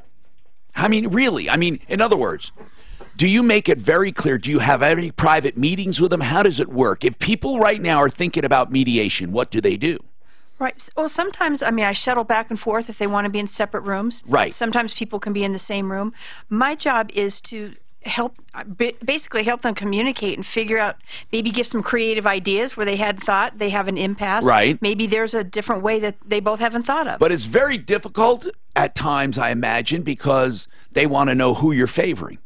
They do. They look for signs. You know what? I found with my own cases when I represent people, I always tell them if the mediator is in the other room with the other person longer than they're in here, that means the other person is being difficult and they're just beating them down. So don't worry about it. People do tend to think the mediator has some power to decide, and they don't. They don't. Or they just mediate. Or they think they're making favorites. They don't.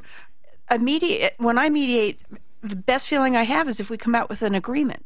So I'm not taking sides. So it has to be an agreement. So you can't say to them, you must do it this way. I have no power to do anything. But you can tell them or predict, well, the court will never accept this. You know that. You know I do, and I do tend to say that. Well, of course, you save time. I mean, if they put a clause in there that was ridiculous that you've seen turned down, so you can use your experience to let them know what will fly and what won't fly. Right. If their opinion or what they want is really unrealistic, I think it's my duty to tell them what I think. What do you think people save if they do a mediation? I mean, let's say on a medium divorces nowadays can be $15,000 or $25,000. That's probably about right. Yeah, medium divorce. That's not even a real big one, and that's not a small one. So, I mean, what can mediation save people? Well, the final hearing itself is probably going to be $10,000. What do you mean? For medium. If they go to a final hearing to have the judge decide, that hearing alone, yeah, preparing for it and going is probably $10,000 in like a medium case. Wow! Just if you have to go to court because you're not coming to any agreements. Right. It's mostly in preparation. I tell people the earlier on you mediate, the better. Okay, so with mediation though, is it realistic that you can save 2/3? Oh yes. Really? Especially if you do it early on. Now, how is it charged? By the hour? Yes. Okay. And what are some realistic targets? Let's say people are not at each other's throat, but they're not best friends. How many hours have you seen mediations go? In that case, you probably need 3 to 4 hours if there's kids involved. Yes. Well, that's not a lot. That's not a ton. So if you're paying somebody, well, of course, $200 an hour or something like that to mediate, and you're sharing it. Usually each side pays half, so $100 an hour each, rather than that would be really cheap. I mean, even at 10 hours, you're looking at $1,000. I mean, for your half. Yep. So, are you allowed to mediate if you have talked to the person first, and then let's say the person came to you thinking about being a client, and then said, "Wait a minute, I didn't know you did mediation," or you recommend, or you say, mediation is a better way. Can you switch to mediator at that point if you've never been retained? I won't do it if I've given them legal advice. Okay. I won't do it. All right. And if people are looking for mediators, are there associations? I don't know. I know as a mediator, there's not like one big one that I belong to. And how do you know? What do you have to be a mediator? This is the dangerous Anybody part. can hang out a shingle to mediate. You don't even have to be an attorney. You do not. There are a lot of people that aren't, and some of them are very good, but that seems dangerous. The problem is they can't do drafting of the documents. There's things they cannot do. And they almost all, how do they even give predictions? If they say the law won't allow you to do that, bing, they're in violation. Right. There's one kind of mediation out that's kind of nice, and some of the courthouses or some of the counties offer it. There's 2 mediators in there. One is a psychologist that has a lot of information about children and what's a good idea to not do to them, and the other's an attorney. And they co-mediate, and one's always a man and one's always a woman. And I really, really like that approach. That's pretty cool. I've never done that, but I found it to be pretty successful. Okay, so by the way, that's Bonnie Shields Law. She had to skedaddle, so I just wanted to ask her about the mediation part because that's the important one. I just can't believe people would choose to use the court to hammer out, their anger. It's amazing, though. I talked to a guy who literally would bring something up in court that he knew would do nothing except embarrass her. The judge would not use it. It would not get him a dime more. It wouldn't save him anything.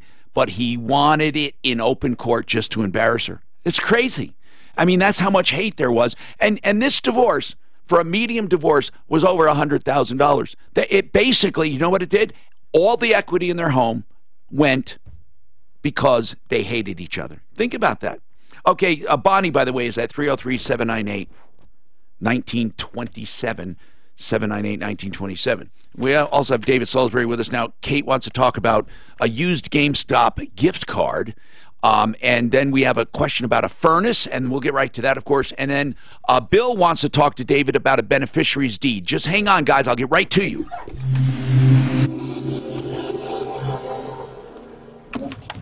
Hate's a terrible thing. 1 minute. Denver egress 30. I did have a case once where the father talked about. Sponsored by Farmers Insurance. The father was upset his wife had cheated with a prominent person in the Denver metro area. And just wanted it out. And he had to tell the judge. The judge said, "Why are we here today?" And he stood up and said, "My wife had an affair with so and so." And the judge said, "Stop. I am not here today." But he got it out. He got it out. He had to have needed that judge to know what she did to him. It was a sports It was open person. court. Who cares? It was a sports person, and it was a Bronco player. So every time the Broncos would play, this was a prominent player. This guy, he filed for divorce, I think, 3 different times. He hired one of the planes to fly over. Beginning of football season, when he would see this player on there, he'd get all agitated and file for divorce all over, and then they'd make up after season. Okay. See you, Barney. If you want to legally use some square footage, you need an egress window. That means a way to get out. Denver Egress Windows installs new ones, even if there's not one there at all, or they can rebuild the ones you have. You know those window wells that have worn out? They can do all of it. They do beautiful work. You can find out by looking at their website, denveregresswindow.com, or call them 720-626-4221. 720-626-4221. You know, they say the judge doesn't take any of that into effect. Well, when I got divorced, I made the mistake in one email, because I was so pissed at my wife and her lawyer, that I referred to both of them as FFCs. Oh my and God! they made a point of bringing it up. And I said, and I'd already apologized profusely to both of them. Was it a female judge? Yeah. Oh my God. So when we got to the end, I got everything I wanted, except for she said, because of some of my behavior, she made me pay like $4,000 of her attorney's fees. But other than that, that was it for me. Oh my You God. can come over if you want. You know that guy never emailed me back when I said, send me the string. I don't want to see a screenshot of your reply to me. I want to see the string. What are you talking about? He tried to tell me because we wouldn't help him with the story because we had Nancy Fitzgerald on the show for my lending. And you guys, I see why you wouldn't help me now because you guys have a relationship with her. What complaint did he have? He apparently won on a small claims suit on her and was trying for what? to For collect. lending? I can send you something to do with their practices for something about charging on the lease $2,300 in the transaction without telling the customer. He took her to court and won. Well, did she not show up or what? I don't know, but he tried to collect on it and she won't respond. Well, he can hire a collector. But what's funny because I see you recently had her on. Recently, we had her on in August. She must have been on the best of. I didn't think of that. There's a process. You go to court, and they'll bring the person who loses in court and ask them, what do you want? Oh yeah, interrogatory. Right. I'll send you what he wrote, Tom. And I mean, I said, show me where we didn't reply to you or something. He tried to say we did it on purpose. On the referrals, Brighton. I even got some hate mail from that one. Love the hate mail. I never got hate mail off the festival. It's double hate mail. Mark telling that meth head to turn himself in. Yep. Why? Why was that hate mail, bro? Can't you just look at Facebook without logging in, or does everyone have to be a member to see adjustments using? No, they can. You can look at some of the stuff. But like if you click on other people and shit, you won't get anywhere. $50 to get a complete workup, and then the adjustments are only $50. And if you get a package of just 10 or more, you can get $35. I have an account. I don't only do $30. anything. I have to have a an real account. deal. You have an account, don't you? Yeah, and then you get all these friends and stuff. They want to friend you. I don't want to be. I had it for a week because I needed it to get in and review something. There you go. Right. And well, with the as soon as that language, shit, as soon as that shit happened, I'm like, done. I don't need that. My sister, and I'm exaggerating, but she's one of those people who wants to post in the morning, I had a good bowel movement. Like what I'm saying is everything, the nonsense video I posted? Everything, I put on my purple dress today and I just feel wonderful. I went flying and went live. I don't know why I did it. I'm going to take it. I got one that says, I just got this in this game she's playing. There was no reason for it. It's like, I got about 10 different things. So I gotta find out without hurting them how I can get those so they don't ever show up. Yeah, I was exaggerating, but you know those people. They want to tell you everything they've done to today. Oh, I'm at Denny's. Look at my grand slam. I just won the golden coin. Hello, Tom Martino, 303-713-TALK, 713-8255. Mark Trenner, Trenner Law, is a guy you call for inventions, and the reason I'm mentioning it is because somebody wrote to me and said that they had hired a guy they found on the referral list and paid him up front. Well, it wasn't him. Okay, so please, if someone says they're on the referral list, go to referrallist.com and verify it. Mark Trenner is the guy. He's a great guy, okay, but he's not the one you used. Also, when attorneys, I say don't pay big money up front. There are a whole bunch of caveats, unless you can do it by credit card, unless you can do this, unless you can do that, blah, blah, blah, blah, blah. However, almost all attorneys collect some money up front in their trust account. And I think you make an exception there. If they're a member of the bar and they have a trust account, I think it's safe to pay them. I think it is. David, the state's pretty strict about trust accounts. Well, it's the bar. Actually, the Supreme Court of Colorado. Right. You have to set it up with the bank, a separate account, and they are strict. And I'll tell you, if you steal from that trust account, a lawyer, and you get caught, you lose your license. It's heavy duty. You're going to get some real sanctions against you. So anyway, a great guy to use your inventions and trademarks, Mark Trenner. Okay, it's 720-221-3708. 720-221-3708. Let's go to the phones. Okay, now, Bill's got a question on a beneficiary deed. Go ahead, Bill. Yes, hi. Hey. Yes, a beneficial trust, is it filed when you draft it or after you're deceased?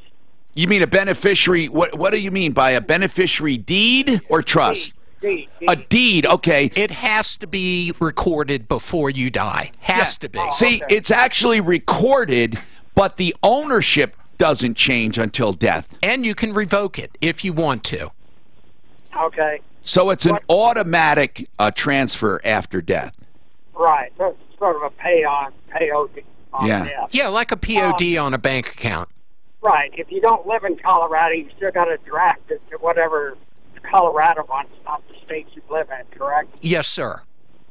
Okay, do most states call it that, or? Yeah, most of them do. I've never looked to see whether all 50 states do it, but I've never found one that didn't allow it.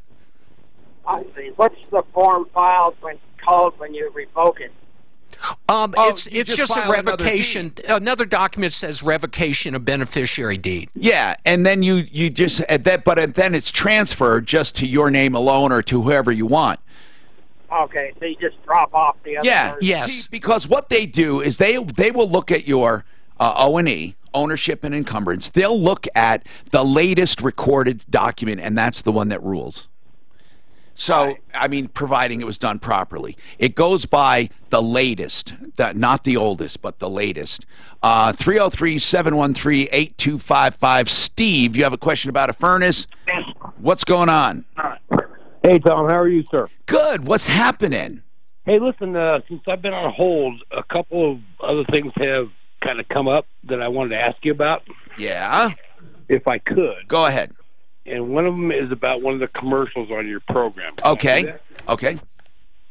Can I do that? Oh, you can ask anything you want, of course. If I say it, you have a right to ask about it, for sure. Hey, listen, you have a commercial there with Mandy Call advertising about downtown's healthcare. Right. And stem cell injections and all that crap. Right. I'm kind of curious as to why you are allowing that to happen. I don't have control over that. Oh, I thought you did on your show. No, okay. I do have control of the inventory on my show, but not the rotators. That's a weird one. Let me explain this. There are some spots, and by the way, I'm not concluding there's anything wrong with them either. I haven't looked into them, but I will say this. I don't get involved when other hosts endorse something if they want to endorse it and they feel comfortable with it. However, I will never shy away ever from a legit complaint about anyone, no matter who they are, and even if they come from my own referral list. I want to make that clear. I've never gotten a complaint about that place. But let's talk about commercials. There are spots in my show that are, I don't know, 98, 99% mine. They're all mine. They're with the show. They're sold by the station, but they're meant for my show. Then there are some slots that are called rotators. You'll hear a commercial for listen to this or listen to that, or Ankmar Garage Door, or you'll hear like Mandy do something, or Dave Logan, and those are called rotators. They buy the station, and you buy it from 6 to 6 or from 7 to whatever, and you buy a chunk of time, and then you buy a number of spots, and then traffic puts them into what's called rotators. Now, with rotators, what they do is they just come up randomly where they're rotated. And those belong to iHeart. I have nothing to say about it. Oh, okay. Yeah. I'm sorry for the misunderstanding. Here's the other thing. Even with rotators, if there is something that is a ripoff, and there have been things, if I go to iHeart, they really don't want ripoffs on the air. They don't. I mean, they're good people, and but you have to understand something. There's a difference between a ripoff and a difference of opinion. There will be people that will swear to you right now, everywhere you go, that if you get amniotic fluid, you're getting living stem cells. Well, that's not correct. Well, okay, it's not correct in my opinion, and in the opinion of everyone I talked to who was a medical doctor who actually has done the testing. But I didn't technically, if you get right down to it, I didn't test every single vial. I'm just saying that in general, if they do this, it can't be done, and there's all kinds of reasons. And all I can do is put out the word. That's all I can do. Keep putting out the word. Let's, however, say that the FDA concludes this is this or this is that. There's no way that iHeart would ever let commercials go on if they knew it was like that, or if something was just no longer opinion or no longer a controversy, but was a fact. For example, there are investment things that people advertise all the time that people will have a difference of opinion about. They'll say, well, no, this is a ripoff, but they don't really mean it's a ripoff. They just mean it's bad. It's a bad investment, but they still are allowed to advertise. But I want to say something. When it comes to credibility, that's another thing people have to take into consideration. Do people do their own research, or do they just endorse things? I'm not talking about any particular person. I'm talking about on TV, on radio, everywhere. You have to look at who's endorsing what and why they're doing it. And then the biggest thing, and this is the biggest thing, is if someone is doing something and finds out it's not what they thought, and they actually change and admit it. That's the hard, and I've done that in my past. I mean, we've had problems in the past where I missed something. And with stem cell therapy, it was such a new thing, I didn't know. In fact, I thought the only way to get stem cells were from amniotic fluid. I had no idea. I just thought, and I started looking into it, and everybody everywhere, they're using amniotic fluid for stem cell therapy. Everybody. And then I get a call from this guy who says, you know, Tom, that's not stem cell therapy. I don't even remember when that call came in, but I said, oh, come on. So I looked into it, and then I found this Dr. Chris Centeno. What was funny is I was doing research, and everywhere I looked, the authority they were quoting is Chris Centeno, this doctor. And I find out, well, this is the first doctor to ever do it. And in fact, he got in trouble years and years ago because he was doing amniotic fluid the right way, which is concentrating it to where the living stem cells truly do survive. And that is, but then he found out through the FDA, if you do that, it's now called a drug. So he couldn't do it without FDA testing, so he got a letter about it saying, hey, you're naughty, don't do this anymore. So Centeno had to go back and figure out how to get living stem cells legally, and the only way to do that is to extract them at the time. But even when you extract them, Steve, at the time of injection, it's still not as good as condensing them. But the United States does not allow doctors or clinics to take stem cells and condense them to be more efficient, because it's then considered a drug, and it hasn't gone through the FDA process. People ask me all the time, why do you say you can't do it? That's why you can't do it. And Centeno Schultz makes no bones about this. They have an offshore clinic. Where is that clinic? Do you know, Mark? It's offshore somewhere. It's, I think, Cayman. And they literally do it, the condensing and all of that, to get around the FDA. They literally, and there's nothing wrong with what they're doing. What they're doing has tremendous results. So thank you for bringing it up, Steve. And if you have any other questions, you can come back and ask. I just have to move on right now. Chris wants to talk about a first deed of trust. John wants a roof repair question.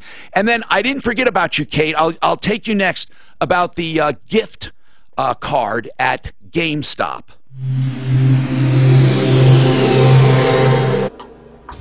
Sponsored. Man, I remember doing my commercials for Stem Cell Institute of America saying, I would say, amniotic fluid packed with stem cells.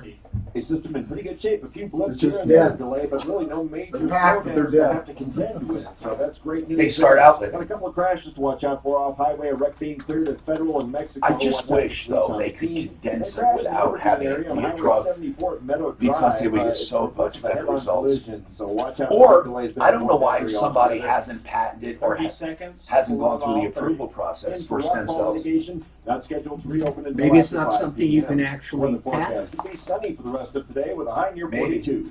Right now, partly cloudy. Well, not a patent, but FDA approval. Okay. 630 K-How. But that's, I hear it's multi-million dollars. You get a drug? We've covered it. Talk to Oh, my God. We know a thing or two because we've seen a thing or two. Because everybody's stuff's different, isn't it all different drugs?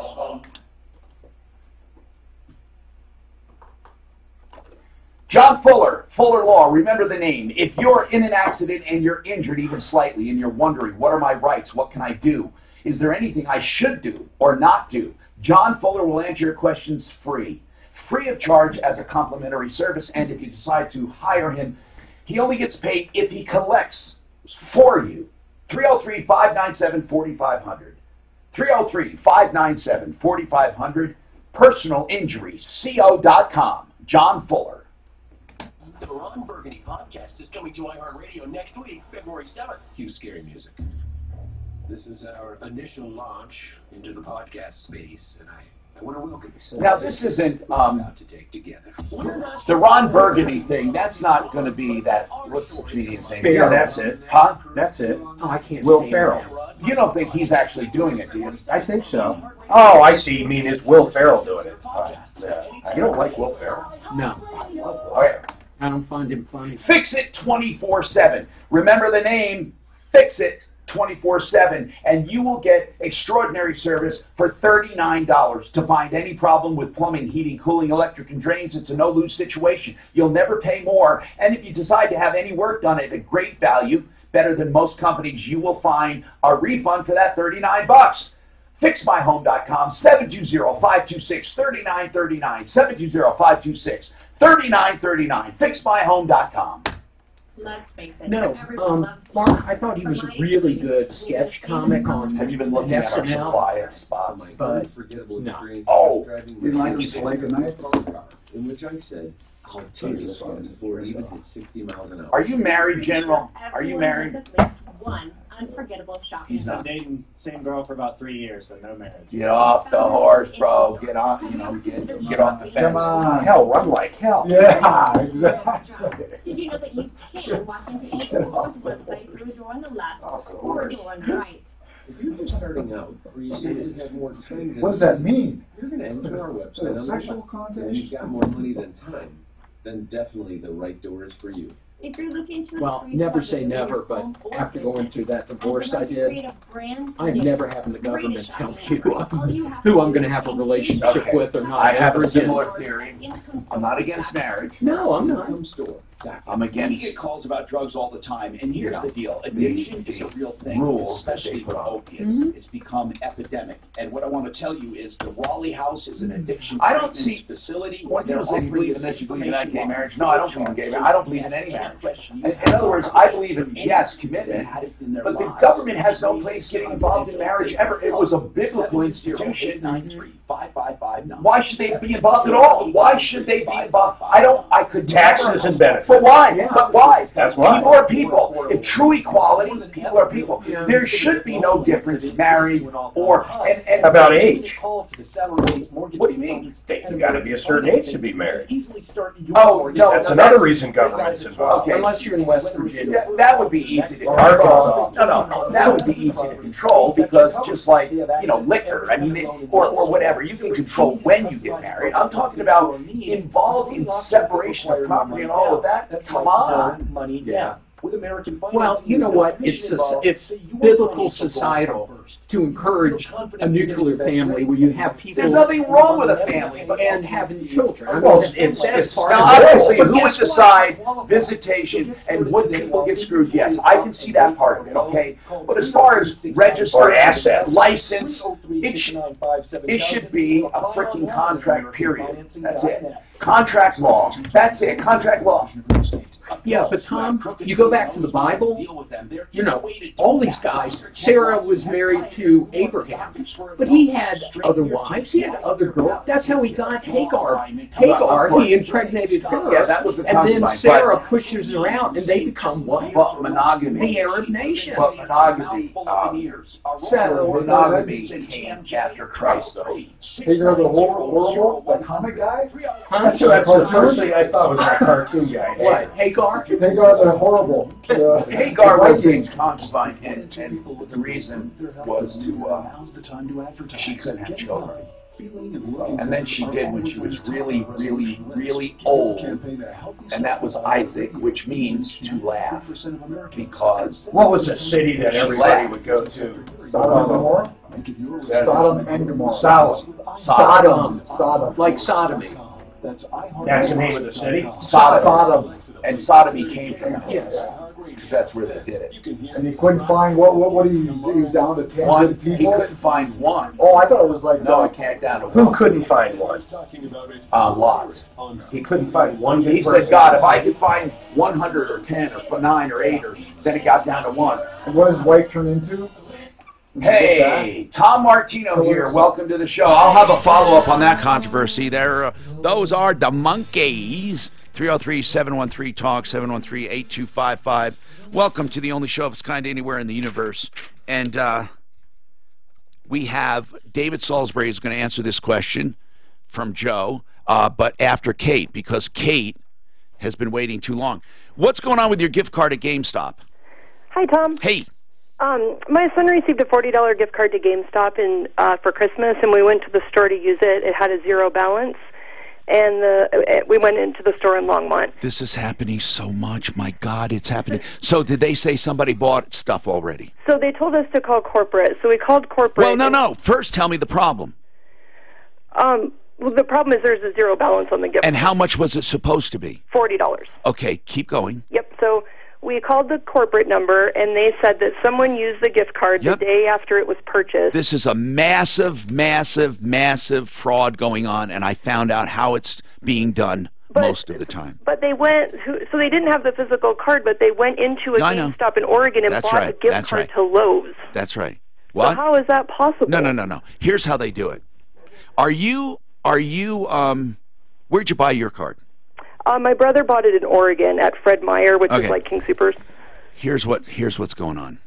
Thieves are going in and taking gift cards, and they are scratching off the pin.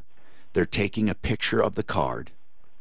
They're then going back home. Now, then you can buy this fluid, and sometimes there's strips to put it back over the card, and it's the exact same stuff they use on scratch tickets. Then the card is put back in inventory. They go back home, they go online, and they put an inquiry in using, a fake Gmail address and all that, an inquiry for that card. That card has no money on it. It hasn't been used yet. So then what they do is they check it every few days. And as soon as you registered it, and paid it, or somebody used it or activated it, it has to be activated. As soon as it's activated, then they go in and see a balance and go spend it. And you can spend it virtually with just the number and the PIN, or you can spend it directly, or you can clone a card. Now, Kate, I believe this happened to you. I believe it's happening in the industry because I've read about it. What some issuers are doing is they are saying if somebody has hit that card and did not put, and there's no balance on it, but they hit it online once or twice, they are deactivating the card because that's the only time you know it's a fraud. They go on and establish an account for that card, and then they wait for you to put money on it. So here's the deal. You can put money on it without going online. You put money on it when you buy it at the cashier. Right. All right. Now listen, as soon as you do that, that person has to log on and see it. If there are sometimes you buy the card and when you use it before they can find out. But if they find out and they'll use it. I am urging people not to buy gift cards any longer at all, because it is absolute. It's incumbent upon the industry to protect us, and if they're not doing it, the only thing we can do is boycott. So, Kate, if you paid by credit card, I would contest it because you did not get what you paid for, and they can prove it. There will be no security footage. There will be nothing to show that you used it. Nothing. So I would get my money back from my credit card. Did he pay cash or did he use a credit card? Credit card. I would contest it on the credit card. Unless people rise en masse, it's not going to change. This is happening too much. We have gotten 3 calls alone on it. But so you don't think it's up to GameStop to fix it? It's not. They're a victim. Okay. Why? Hold on. Yes. They didn't even sell the card, Hold though. on. GameStop, it's up to all merchants to do this new system where if anyone establishes an online account for a zero balance card, it's automatically canceled because they're simply monitoring it. And you know that because there's no reason for anyone ever to log on with a zero balance. We have more coming up. That's cut. I'd go after Fred Meyer, whatever the name of that grocery store is. They sold her a bum product. Well, they did too. Not GameStop. She bought it at a grocery store. Mark, that's right. The industry, though, has to come to grips with this thing. Get help from my friends at Larson Tax Relief. Shed your winter blues. Warm up with You used to have that too, where they gave you like money back, a bonus or something, and you send the receipt in and all that crap, and they were supposed to send you like a rebate for buying something. I use gift cards. And you'd never get it back because they always put these like all these requirements, you know, or they just hoped you'd never send it in. That's what they really hope. Right. And you try to get them to pay it. Well, gift cards make a lot of money because, like I say, a lot of people don't use the full balance on it. There's like a couple bucks left. People just okay. But it's so easy to use. Kids are hard to buy for now. Of course. And you give them a card, Amazon or whatever. But if there's nothing on it, they don't like that. Oh no, I would no. It would be with the money on it. Yeah. No, I mean that's. Oh, I'm sorry. That's a legal. I'm sorry. Scammers. But I tell you what, if people just use their living room for good versus how to scam. I mean, it's crazy that they. Yeah. People are just bastards. Yeah. I can see why it's. Denver's Talk Station 630 K-Now and Really iHeartRadio is Press Kaminsky Mornings. General Grant's had squirrel before. That's squirrel. He's eaten squirrel before. We should have thought of a different name for Oh him. man, let me tell you. Roadkill Grant. People, my neighbor used to sell when he was a kid, raccoons, and they would love it. may have cost the same to trip to the Super Bowl. They would love coons. Eating them? Eating them. I've never had them. I bet they taste like chicken. If you But deep fry them, they're squirrels, not I think, are good. I think squirrels are. If you I deep wonder fry if that, I'm not kidding, I wonder if that's where the term Because down in the South, maybe they do it out here. That's a good point. A lot of that stuff. Oh, I don't know. That's interesting. In the South, there's so many horrible, unbelievably horrible terms for it. Oh, no. Wow. I never, like I say, raccoons eat shit. I mean, they eat, I mean, they, whatever. I mean, they're a scavenger animal. Whereas squirrels, I mean, it's nuts. And They never mess with one of those. Oh, man. You get one. Oh, yeah. I know it. We were in Estes Park one time, and we were leaving this bar, and we went out to the parking lot. It was really dark. I saw something moving around near one of the big, dumpster things. And I walked over. That little fucker turned around and yeah, and it was like, okay. I totally agree. I'm out of here. They came through used to come through my doggy door. I just had a doggy door. Oh, my God. Oh, it's terrible. Who came through a raccoon? Raccoons. They're destructive as hell. They are. And they don't back down. We had like a barrel full of dog food and stuff. People eat those fucking, the 60s talk about bottom feeders. That's a good point. Catfish. Well, what do you think all shellfish are? All shellfish are bottom feeders. I like shrimp.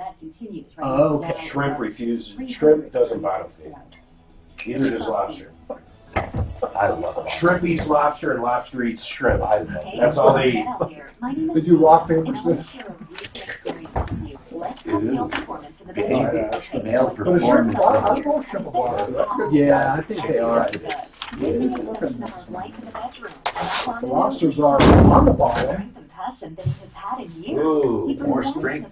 Perform. He thinks they're bottom feeders. Lobsters eat nothing but caviar. And caviar. Little crab occasionally. But nothing dead, only alive crab. What is in Noxidrill? I think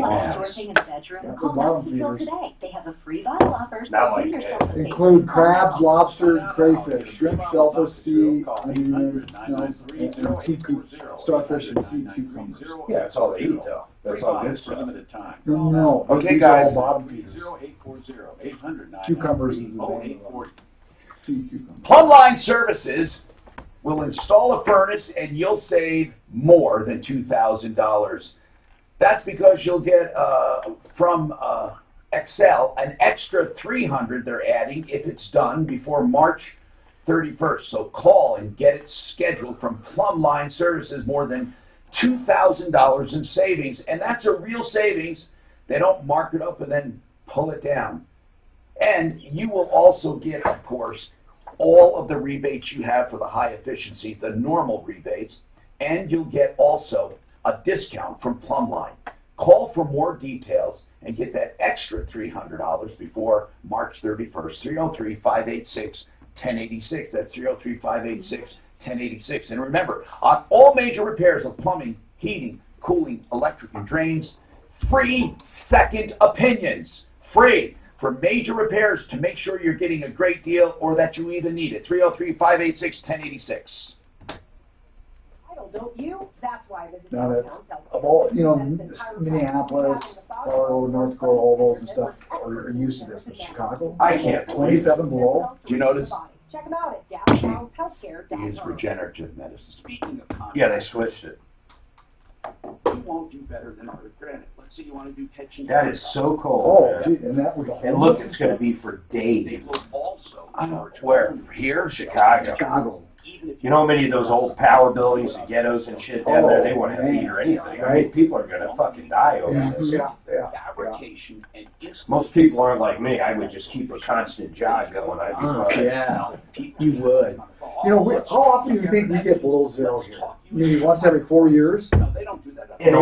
Maybe a couple times a year. Maybe. No way. I'll bet you it has been below zero. Not Denver. Really? Oh, I'll bet you it's once every 3 or 4 years. That's probably right. People have a real misconception about this area. They think mountains. And I remember years ago, they get some really big snow up in the mountains, and my friends in the east were like, "Oh, you snowed in?" I'm like, "No, because we're at the beginning of the plains. It dumps it up there, and more times than not, we don't even get the bad snow. It happens east of here." But we had a couple Monday night footballs where it was really snowing, and that's where they get a lot of it. Or worse for the tourism industry. they'll go to a Monday night or a primetime game, and it's beautiful and sunny in Denver, and the ski people want to make sure they know that there is snow up in the mountains.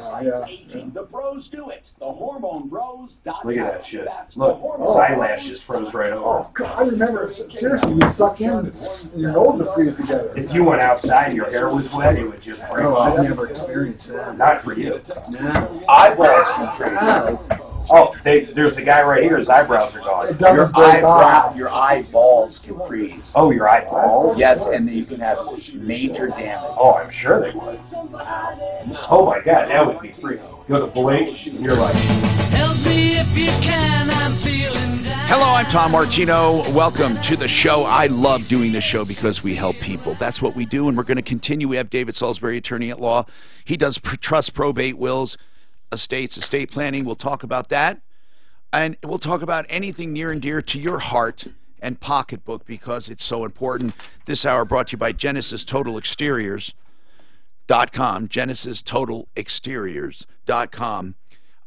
And Genesis is the place to call if you want to get home improvements and not be ripped off. Man, there are so many rip-offs in the business. So remember Genesis. I love these guys. They do everything from the roof, the siding, the windows, the doors, the decks, fencing, and they do inside.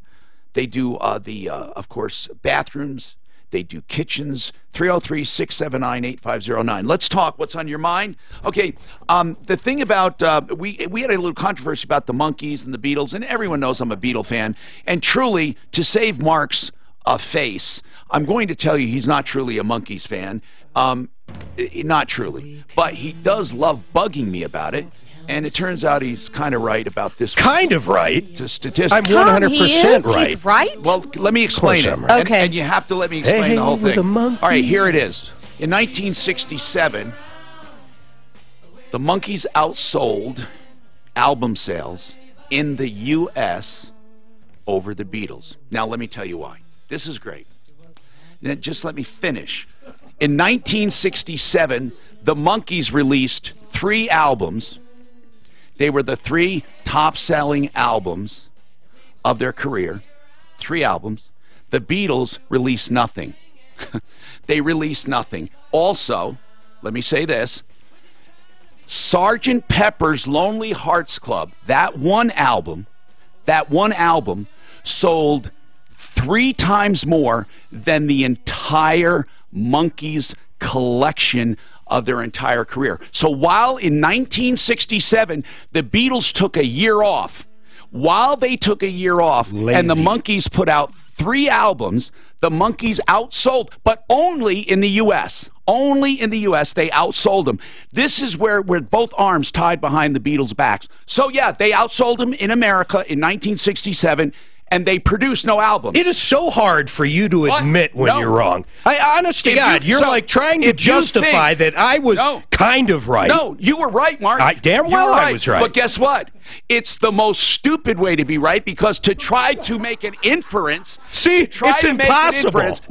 To try to make an inference that somehow showed superiority, that was their 3 top-selling albums of their entire career they sold in 1 year.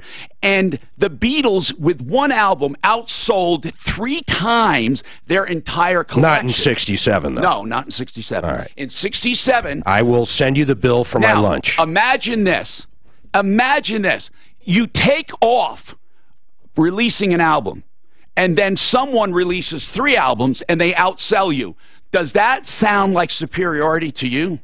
It doesn't to me. No, it doesn't. I would put up Davy Jones against... and he's kidding. Who's that other guy? Mark. Who's the main founder of the Beatles? McCartney? No, not McCartney, the other guy. John Lennon, Mark. As much as an arrogant ass Mark tries to portray... I won. Deep down, he knows the Beatles are 100 times the musicians. Oh, yes, Yellow Submarine. Yes. Actually, that was that one song... That one song outsold every single song of the Monkees. Not put together. But the monkeys, in fact, every single It is so hard for you to be wrong. No, it is not. so hard. He said you were right. He just said but listen, he said he berated me for an hour. He's the he same said way. You're right, but you're an idiot. Yeah, exactly. Because being right in that one area means nothing. In fact, every single release of every single song the Beatles did outsold every single release of the Monkees, and every single album outsold. Every single album outsold their entire collection. Seriously, though, to win 1 year when you release 3 albums and your competition released none, I don't even know how that is an accolade. It's like, you know, I beat you. All I know, but I was sleeping. Is the Beatles were outsold by the Monkees in 1967. In the U.S. That's all I've ever said. In the U.S. Because the Beatles did not release an album. That means nothing. They didn't release an album. So, I mean, it's a meaningless statistic. They outsold nothing. They outsold nothing. Anyway, Jeff, what is your question for David Salisbury? I have a follow-up question on the beneficiary deeds. I was looking at the sample online, and at the bottom it says that the filing of a beneficiary deed does not preclude probate. Of course it does. So what? I mean, it just like every single thing you sign for surgery says you could die. But it doesn't mean, here's what it means, Jeff. No one can control someone filing a probate. But that house won't be in it. Okay, the way I read that, because it's on the bottom of the beneficiary deed, is that the beneficiary deed, the property that's in that deed could be subject to probate as well. Did you read that? Because I didn't read it. Where are the words that say that? Read it again. Read the whole statement. I don't have it on because Does it say? The phone and I was looking up here's what I'm getting at. What I'm getting at is this: they don't want people thinking that if you file this beneficiary's deed, that it will prevent people from contesting it, from opening probate, or you may have other properties. They don't want people lulled into sleep. So they want you to know that this can be brought up in probate. It doesn't mean that it won't have weight. What were you going to say, David? I was going to say most of the forms also say that doing this does not mean you're making yourself eligible for Medicaid. And the reason is because you still own the property. Right. So Jeff, just seriously, though, and I know that you didn't hear the previous discussion. We had this discussion. Probate is filed by those who believe they control or should control the estate or have an active interest in the estate. And anyone can do that. It's up to the court to deny that. You can't say because you put one house in a beneficiary's deed that all probate will go away. You just can't say it. It's a good advice, actually, because people might need a probate and not realize it. So thank you, Jeff. Joe, what's going on with you, Joe? Yes, Tom, thank you for your call. Thank you for taking my call. What's going on, man?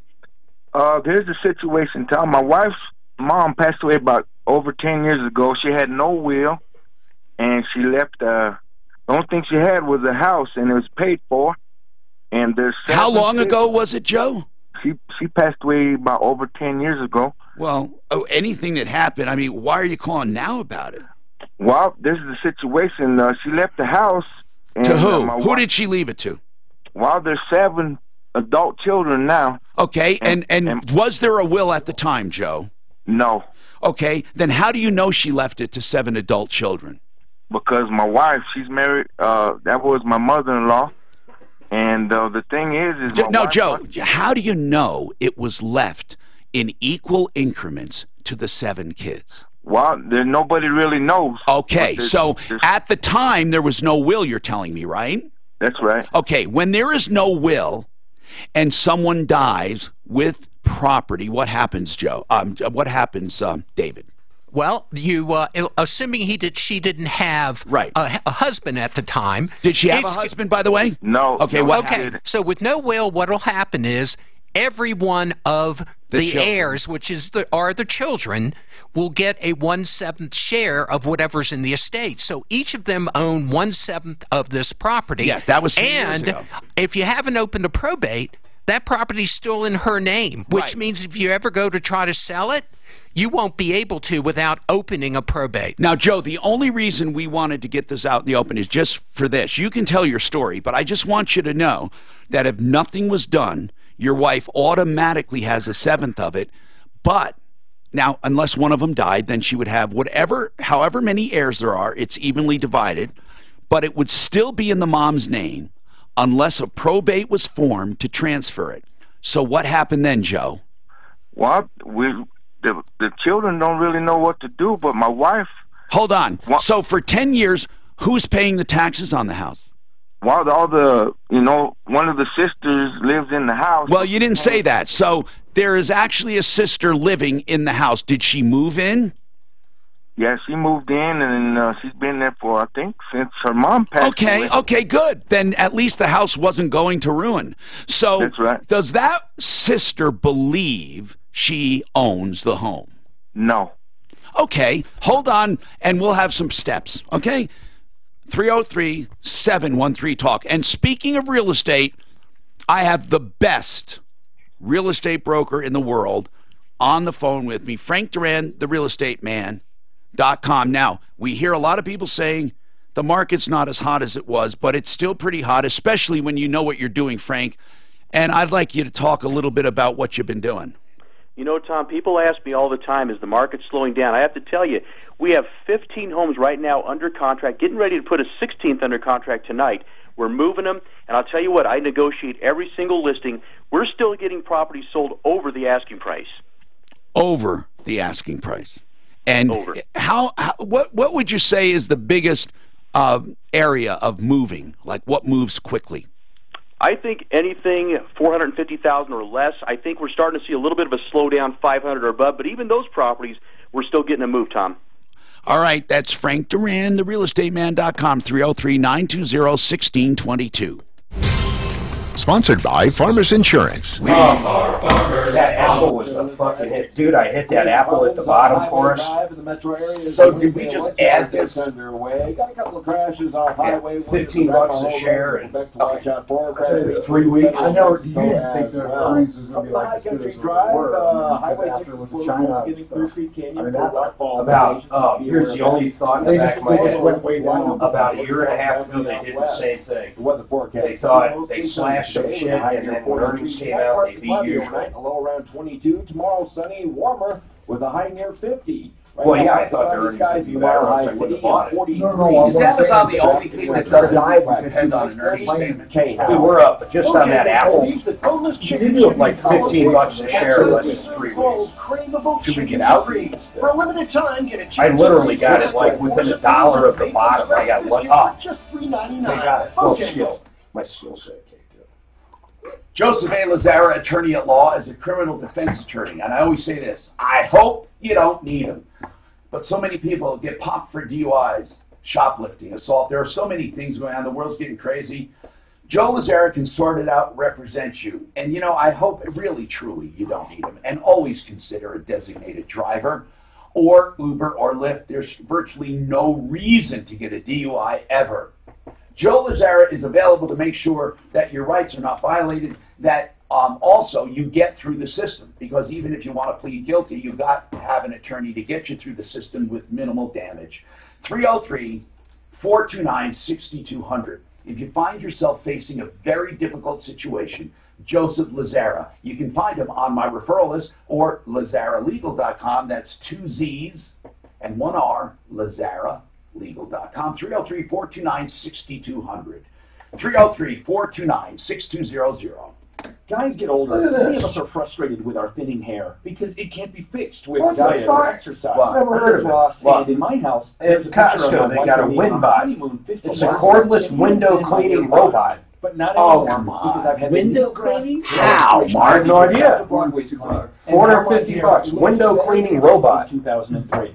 Think for like skyscrapers. You always see those guys outside. You just stick it on the radio and it goes around and stuff. Denver Hair Restoration. Yeah, so that's what you gotta do. You How gotta would stick it it on even the look radio. on there? Oh, I see. And information. What? You're exactly right. Because the number I'm giving Well, there's like is Kind of like not a carpet for thing, selling only you gotta go, It's so if you got a bunch of windows, you gotta put it It's around not a different window. There it is. It is an information line. You Okay. can ask any Crazy. question you have about addiction. What Like signs those do I look for? robot What vacuum is cleaners, recovery? they're How not much that does good. it cost? Does insurance pay for it? How long does Cats it take? like Are there them. They get on medications? top Exactly, of them while yeah, it's riding yeah, around. yeah. What do I do I think about they just like to. You really ride Anything around? you want to ask. I've seen things of it several times. Maybe it's Little For my videos. one, Funny. it looked very real, and when I first saw his letter, I was going to say, this is legit, but the more I look, I think it is a scam. So I want to reach out to Amex Media Relations on this one after you talk to him. When I The had phone office numbers are downtown, I was on like the 8th and 9th floor of this building. But it looks And I very sit at my real. desk one I night, get Amex and the letters guys all the who were time. cleaning the Yes. windows, So they're on anyway, not on when a you talk scaffold, to they're in him, one of those like things. looks very They real. sit on, you know, But those phone numbers, I think are scamming. And they're passing a joint to each other. Oh, no. And I thought, It's telling him the I card would was have open to in would his be shitting name. my pants. And then Being up they're there. wanting him to give his social Stuff. security number over the phone and And I everything. just sit there, they can't But I see me. do want to you know, double check. I'm just laughing. Makes a day go by. It's crazy, isn't it? If I could have seen him, I was going to go. It doesn't really show it in action, Mark. I know, I was looking for a video too. No action, which is really strange. It's expensive enough, you gotta, it must have some good technology. But you know, if you do that kind of work, Dan, you don't have any fear. You can't be up there every day thinking, That's oh, I make No, phone you're today. but you know what? After you do it a while, Next employee, driving you know, I mean, unless you got scared of heights and Yeah. stuff. I mean, it's just the initial. Look, and it's corded, that's Are hard. you scared of heights? It's what? You know, It's got a I used to cord. be. I'm not. You know how that man- Well, I wondered if that You was should a go on top of the safety roof, catch. no problem. No, Yes. it's a cord, it's an Yeah. AC cord. When I first moved here, because I'd never skied, when I went up and get on Tom, the did lift, you get my that email would on kind of freak Icon? me I out a didn't know little if bit. you And then wanted it to was like, respond directly. I don't even know what it means. The first time I repelled, oh, I've done that before. I was, wow, I was scared. Because it was like, you couldn't even I was see going the to bottom. schedule, and And then then after he that, says, what does it on there it's say just look like? anything. Is it an interview? They like it up there. Do you want me to answer it? No. I see all the stuff down there. Plus, I'm one of those people, if my friends would do it, I probably would too. Plus, they get to spit on people, see if they hit them and stuff, you know. Oh, here's another positive thing. There you go. This window box Check out thing. their pre-approval if you're buying. It's like a cash It's at Costco, if it don't work, you can bring it back. But first of all, the cord is just all we need is the appraisal. 303. I didn't see the cord you're referring to. I saw like the tether. No, this is the cord. So it's electrical cord? Really? The best Yeah, it shows them plugging So you in. can't do it on the outside. That's where you'd want it, on the outside, I guess. with the help of trained designers, saving 20, 30, and Besides, there's nothing to tether. It's going up. They're on the ground. So why would you tether it to the ground? It'll fall on you. SimplyFloorsinc.com. Luxury vinyl tile, hardwoods, laminates, You know, Mark, it's all not- the latest styles, colors, Oh, yeah. top brands. I thought it was more like you fly it up there, it attaches itself to the window and starts fucking cleaning. Oh my God. There's got to be a way to get rid of those guys that are on those things. That's got to be so expensive and so long. I mean, how long does it take to do a skyscraper? Like, as soon as they finish, they want to start over. It's like $100,000. Yeah. It's 100 G, you think? For a skyscraper, some of them. Picture yourself in a boat on a river with tangerine. Hi, Tom Martino, 303-713-TALK, 713-8255. I'm Tom Martino. Welcome to the only show of its kind anywhere, truly. David Salisbury's with us. Joe has a question. Did we get to Joe? Oh, no, not really, right? Joe, oh, this is with the kids, right. Okay, so the mom died, sister moves in, took care of the house. No one ever transferred the ownership. Is that right, Joe? That's right. Okay. That's kind of not bad. David Salisbury, very first thing they do is what? Open a probate, right? open a probate, get through whatever the through the process. Right. And after they know, after 10 years, there's no debts. Plus, nobody could collect on them anyway. Yeah. After By a the year. way, was there a mortgage on the house? No, it's paid for. Okay. So open a probate. Then you do a special kind of deed in order to transfer the property. It's not your normal deed. So if you want to talk about it, I'd be glad to talk to you off the air. Okay. And we could work something out. You know, sometimes when the only asset that's being probated is a property, a real property, you know, I do tend to not charge the full amount that I would do for full-blown probate. Can you give me a range, depending on attorneys, can you give me a range of what it would cost them to get the home after 10 years and get it transferred over? Joe, are all in agreement that you all own it equally? Yes. Good. What would happen, Joe? I mean, David. About how much? From what to what? For him, normally about $2,000. For him, $1,000. Okay, so it could go $1,000 to $2,000, maybe even a little more, depending. Didn't you say it's in Chicago? No, it's in Colorado Springs. Oh, that's okay. Good. Oh, that's good. I thought for some reason, I don't know why I thought Chicago, but anyway, Joe, here's the deal. You need to call him though. Okay, and it's and for nothing more than just get some information. He'd be happy to do that. 720-493-3911. In fact, a lot of Joe's clients come from people who have questions about process and things, and then they decide, okay, I'll have you do it. In other cases, they don't have him do it, but it doesn't matter. He still will talk to you, and that's what he does. 720-493-3911. All right. Chris has a question about a first deed of trust. Chris, what's happening? Yes, I have a first deed of trust in a different state on a home. Were you the lender? I was the lender. Okay, and you are secured by a first deed of trust. Yes, What's your question? My question is, how do I pass that on to my wife at my time of death? Do I need to do something special, or can I just put that in my will that she will be the recipient? Asset. It's an asset, and that's a good question. David, when he has an asset and it's a first deed of trust, what does he do? Now, you have a promissory note too, right? Well, yes, I get interest only. But you have a promissory note.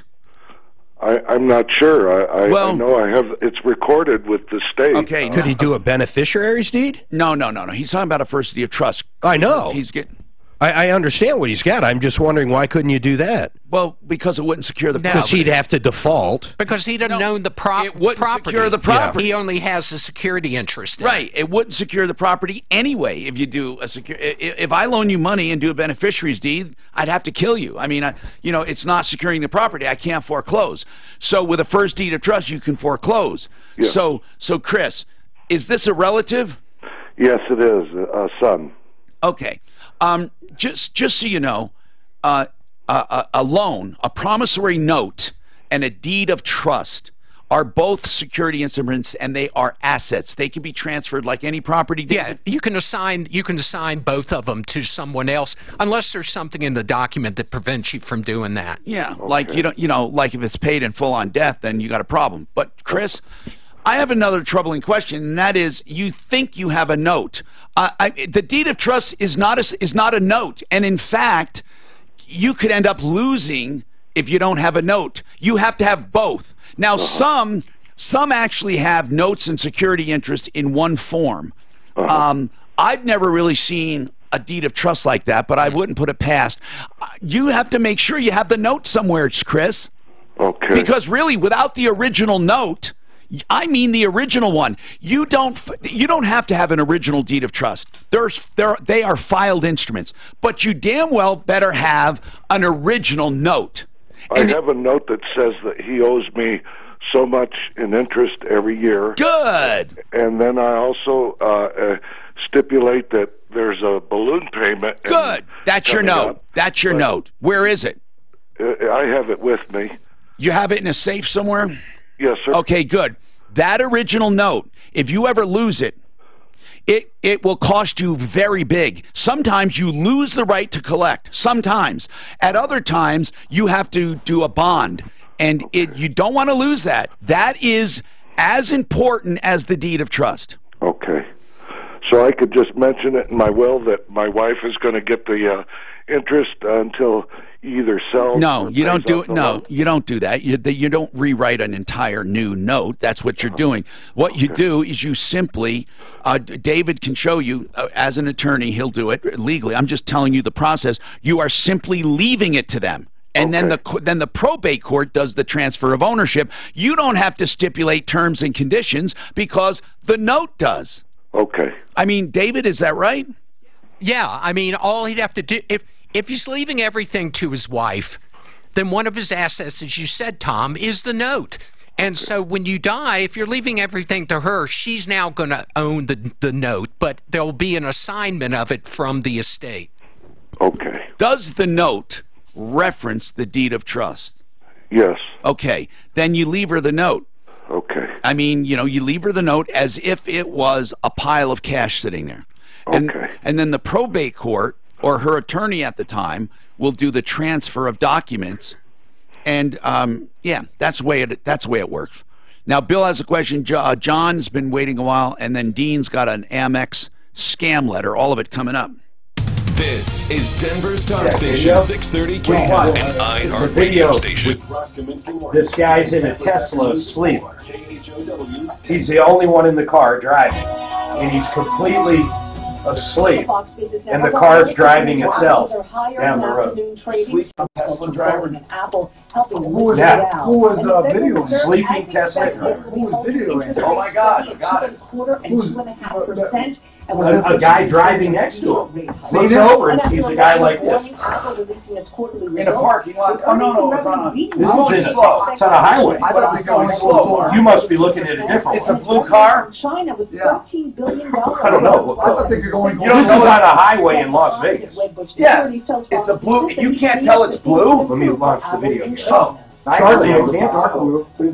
Yeah, it's going really slow. And the guy's like this. No, the video's in slow motion, dude. Oh. Yeah, but I thought these cars could He's on the fucking highway doing 55, 65, whatever. Is his hands on the wheel there? No. So I thought these cars would not go for far until they would stop that. No? Oh, hey. I thought yours is like that, right? My friend's company Tesla would not comment on the video. It's a serious threat to everybody. And cautions drivers to stay away. So there's no limit on their autopilot. Don't worry. Use Barracuda. So mine's 10 seconds. Yeah, right. Barracuda uses artificial intelligence to detect and block spearfishing and account takeover attempts. What a relief. Don't become a victim.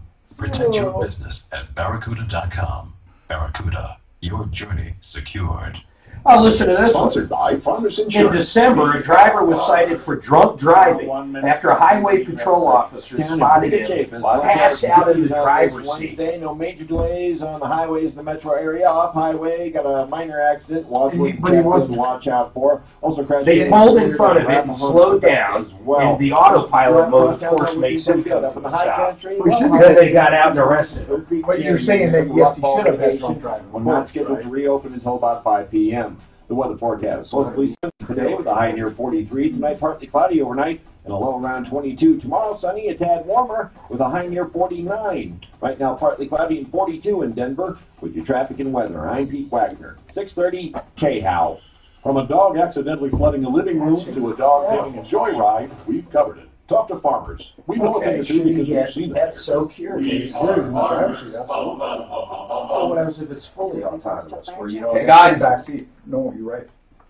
Denver Egress Window can put an egress window in for you or rebuild the one you have. Those are those window wells with an escape window. Whether you think you need it or not, they are required legally. And you need to make sure it is safe and secure. Now, these old ones look like crap that the builders put in. Denver Egress can renew it, rebuild it. They can make those short ones big and deep and legal. Give them a call or look at their work at DenverEgressWindow.com, 720-626-4221, 720-626-4221. Wouldn't it be nice to win $1,000? Oh my God! That's freaking great, man! Hey, this is John, and I just won $1,000. Keep listening for your shot to win. 630 KHOW. The 16K a day giveaway on 630 KHOW. Plumbing, heating, cooling, electric, and drains, and I trust Fix It 24/7 to take care of me. Great news. Fix It 24/7 is offering $77 off any repair. Leave your cares and troubles behind and let them take care of you. $77 off. 720-526-3939 or fixmyhome.com. When you're having trouble, fix it 24/7. We'll be there rocking out you. Centeno Schultz, one of the few stem cell clinics using true living stem cells for therapy. You're going to be looked at by a real doctor. You're not going to see a nurse practitioner. You're not going to see a physician's assistant. You're going to see a physician specialist who's then going to try to see if you're a candidate for what that procedure entails. And we're lucky because Centeno Schultz is located right here in Colorado. They have one clinic in Broomfield and one clinic in Lone Tree. And they have the goal of saving you money. We help thousands of patients a year avoid surgery. If stem cell therapy isn't appropriate, they can offer other therapies like PRP. So, before you consider surgery, or before you go to those other fake stem cell clinics. He has some good observations, Cranack, on this. Online at avoidsurgerytoday.com. Avoid surgery. Well, they're good observations. Well, I mean, they're pretty. 303-963. Observations are pretty out there and stuff. I mean, it's a very simple case. But, I don't think any. You think his observations are good? I think they're very common sense. I'm Tom Martin for No. Ideal. What I mean is, can the perp be identified? Who do we know who it is? Who do we sue? No, I agree with that, and we had talked about that. But what do the courts say if it's represented as owner? Shouldn't he be liable that he is the owner? How do you even prove that he did? I agree. That's the thing. He could say that. I'm sure he'd say he's not going to do it. You know, I think it gets stronger if they write a letter, if Cranack asks him to take it down. That's where you get really strong damages. Well, basically, he needs $2,000 though. He wants us to pay. Not for a letter. No, not for the letter, but if it goes to, I mean, these costs are dead costs. No, I know, but I'm saying, I don't know if our guy has $2,000. Well, first of all, he said he was going to do a contingency. Right, but he wants dead costs. Denver's talk station. Yeah, you're right. I know what Dan's saying. That's not a contingency. Then. No. But he's asking for the radio station to pay it. I didn't. Well, then we get a. I might chip in if I get a piece of it. Hi, Tom Martino, your troubleshooter. Okay, listen. Gamble. Dean, to make a long story short, your Amex letter, it comes from American Express and basically says, we are writing to you and need to speak to you regarding a security concern. For your security, new charges on the account above are declined, and they want you to call. This is a new account opened in your name. Basically, there's no way for us to know if this is real or not. It looks so real, but I just assume there are so many scams that you must verify. And the only way I would do the verification is by calling. You'll notice up here that this letter is identified, and there should be a case number. There is, with the account ending. I would call them directly. That's the easiest thing. But call a real number that you know is a real number that you get on your card. Have you done that? I don't have a card, and that was part of the issue. The first thing they asked me for when I called them was my card number, and I said I don't have a card. Tom, he has no Amex cards. Then they asked me for my Social Security number, and I said, you know, there's no way I'm giving you that number. And then but did you call the real Amex? I don't know. Again, I called the letter. Because if I called the real listen, I'm not talking about the number in there. I'm talking about Googling customer service for Amex, finding the real number and calling them. And I would do it. I would really want to know if I have a scam account. And yes, I would give the real Amex my information hands down. I would do it just to find out what's going on. If it's but you have to call the number you find that is legit. That I Google. That's right. And make sure the one you Google is the real one. And that's easy to find. Once you Google enough, you'll find the real number. Then when you call them, yes, you give them information. I don't mind. Now, on this guy, these people, I wouldn't give them the number because you don't know if it's the real number. Did you Google that number? Did anyone Google the number? I did, Tom. It looks scamish. No, did it come up as American Express? Kinda, it looks scamish. Okay, like, I want to do it. I want to Google it. I don't know what that means. My guess is someone opened up an Amazon credit card in his name, if I had to make an educated guess. I don't think it's a scam, but he needs to call Amex directly. But I don't understand why Amazon, though. I thought it because was... it says Amazon business account. I'm going to give him the real number. Yes. Yeah, why don't you do that, and then let us know what happens. Yeah, we really want to know, okay? John's got a question about his roof. Go ahead, John. What's happening? Tom, I've got a question Yes, about sir. a roof, and the roof got hail damage about a year ago, and I'm with State Farm. Yes? What's the question on State Farm? Now, I'm not unhappy with State Farm. They've paid most of the price of the new roof, but they didn't pay all of it. They didn't pay... Well, you have a deductible. We're $3,500 short. And, well, there's no excuse for that. Why are you $7,500 short? What is your deductible? My deductible is $1,000. Oh, and by the way, I think that's too low for nowadays in real life. But okay, $1,000 deductible. So excluding that, you know, let's say you have that. How much short are you from paying for the roof? Yeah, that's where I'm short $3,500. $3,500. Why? The reason why is the roofing company bid the job. They bid the job at $25,000. Gotcha. They started working, and they tore off the existing roof. And put in an auxiliary claim?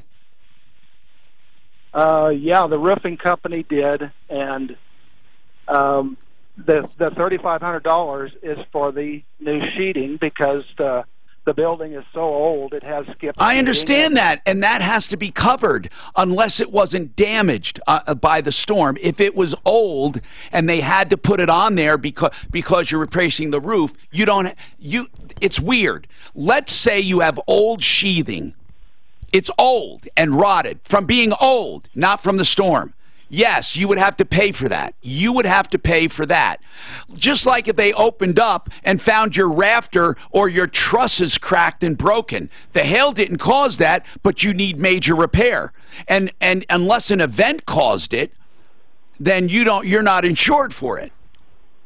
So did they say to you, the roofers, you have bad decking from age, or did they say the storm damaged the decking? What did they say? Well, Tom, what we're talking about is a 100-year-old building that has never had any decking. It had a wood slats, a wood roof on skip sheeting, so it never had any decking. When you say skip sheeting, did it have slats underneath? What did the roof what was the roof on? Well, the asphalt. What was the asphalt attached to? Well, the asphalt was on top of the original 100-year-old wood shingles. Okay, and those wood shingles, what were they nailed to? They're nailed to what is called skipped sheeting, which is boards with spaces. Like sheet, yeah, they're slats. Okay. Slats to allow the wood shingles. All right, then hold on. We got to call our insurance expert. I wonder if he had code upgrade. Just wait. You could have had code upgrade. That's one thing I was thinking. We need to ask our insurance expert from Compass, and I'd also like to ask Excel Roofing if they've come across this. 303-713-TALK. Bill's got a comment on Will's.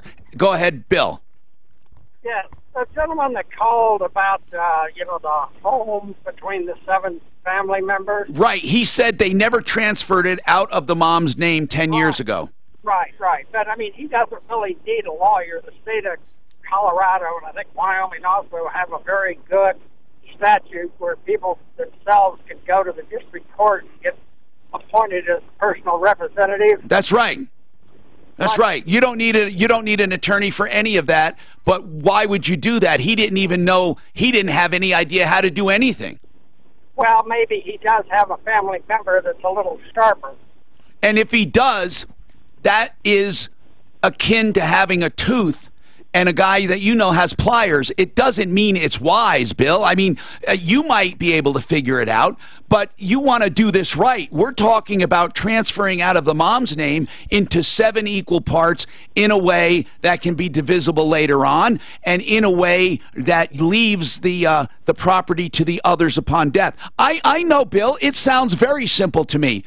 And there are processes for people to file all of the forms, including wills, without an attorney.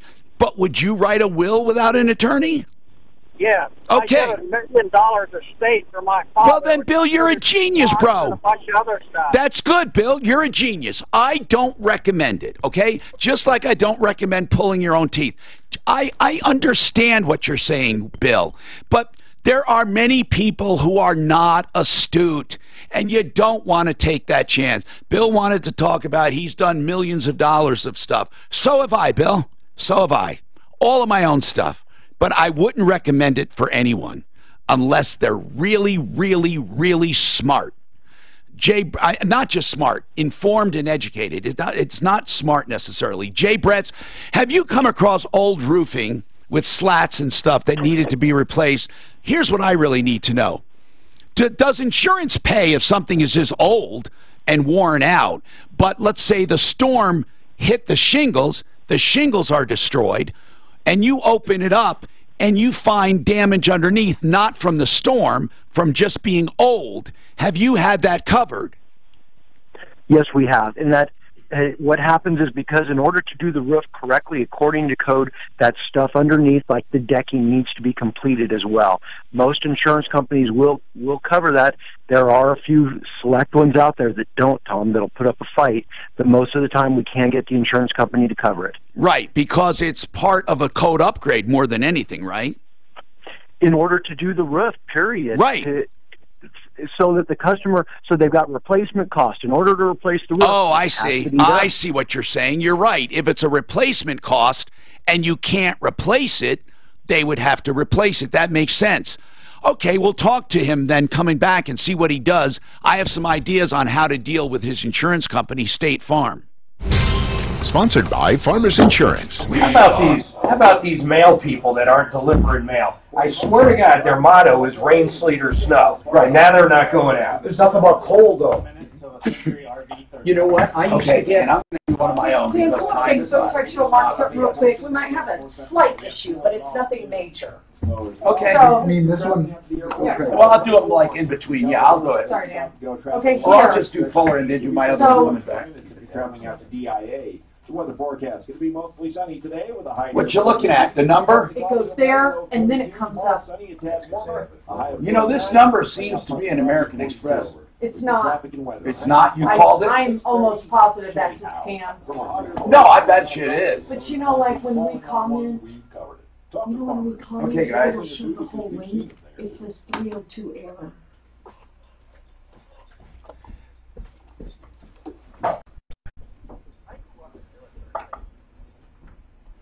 If you want low monthly payments, Century RV. They have a wide selection. A lot of people shop the internet and then come to Century RV right here in Colorado. 2 locations. Out west of the city, just north of 6th Avenue between Kipling and Sims, next to Woodley's. And then you have a Century RV up north on the 119 turnoff to Longmont and I-25. And there's a service department up there. New and used. Great service. Great selection. CenturyRV.com, 303-453-1111.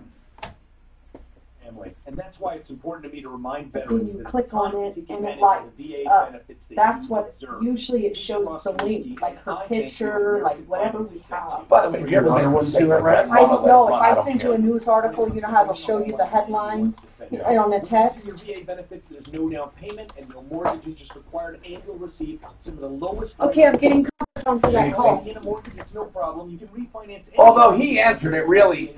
Well, receiving access to 100%. Yeah, the only way they could do it. You can get them on. You can get them on, but we, you know, we're running out of time. It's available. Okay, so I better send this to.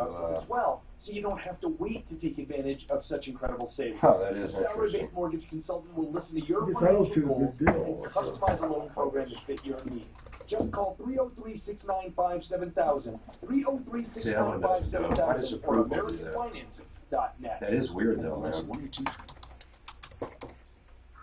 John Fuller is a personal injury attorney. I urge you to call him if you're ever in an accident or are injured in any way due to the negligence of someone else, or you think it's the negligence of someone else. John Fuller will answer all of your questions. He's there to help you. His website will get you a good start at personalinjuryco.com. Don't do it alone. 303-597-4500. It's free legal advice when you're injured. 303-597-4500. John Fuller. Plan. Walgreens is a preferred network pharmacy with many plans nationwide, which could mean lower copays for you. So bring your prescriptions to a Walgreens pharmacy today to start. Oh, I'd like to do it if you can. 1901. Walgreens participates as a preferred network pharmacy with United Healthcare, Cigna HealthSpring, and Express Scripts. This show's running way more slowly. slowly. Available plans, please contact 1-800-Medicare. Citywide users should call 1-877-48. 5 seconds. 24 hours a day, 7 days a week, or consult www.medicare.gov.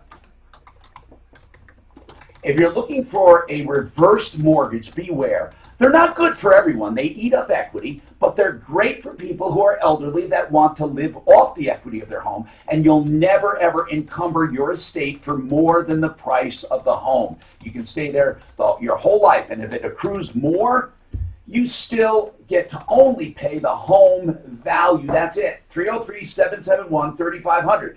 But again, it's not for everyone, and I trust ApprovalReverse.com to tell you the truth. And Joan Sullivan and her team, ApprovalReverse.com. In store for your business this week at Staples. A printer with more ink than you think. The Epson EcoTank printer comes with up to 2 years of ink included, right in the box. So you can print up to 2 years worth of reports and proposals. Just think about how much you'll save on ink. And right now, it's $50 on the Epson EcoTank 40. What are you looking at? The Beatles were a cheap imitation of the Monkeys. Except the Beatles predated them. Staples, there's a whole lot That's of just ink. Are you kidding? Well, I'm not going to even mention it. I already did. I said, well, They weren't even a band. They were like, you know, like some of these boy bands. They took them and put them together. They'd never been a band before. And Mickey Dolenz was a child actor. He was on, what was that show? Circus Boy? Yeah. Yeah. when the Beatles were on Ed Sullivan, he was on. David Jones was. Davy Jones was on. Yeah. What's that? Davy Jones was on the Ed Sullivan show when the Beatles were on. He was probably more famous at the time. He was more famous. What was he doing?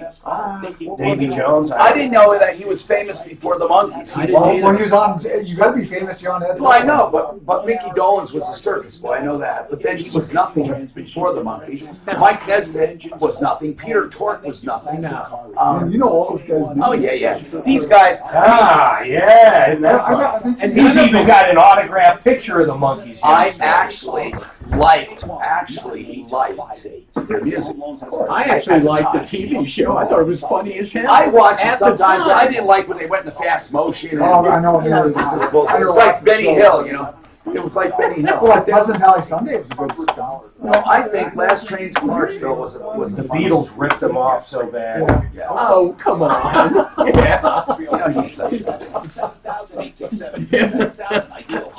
It's like I think the 1910 Fruit Gum Company outsold Metallica almost every year. Look at them.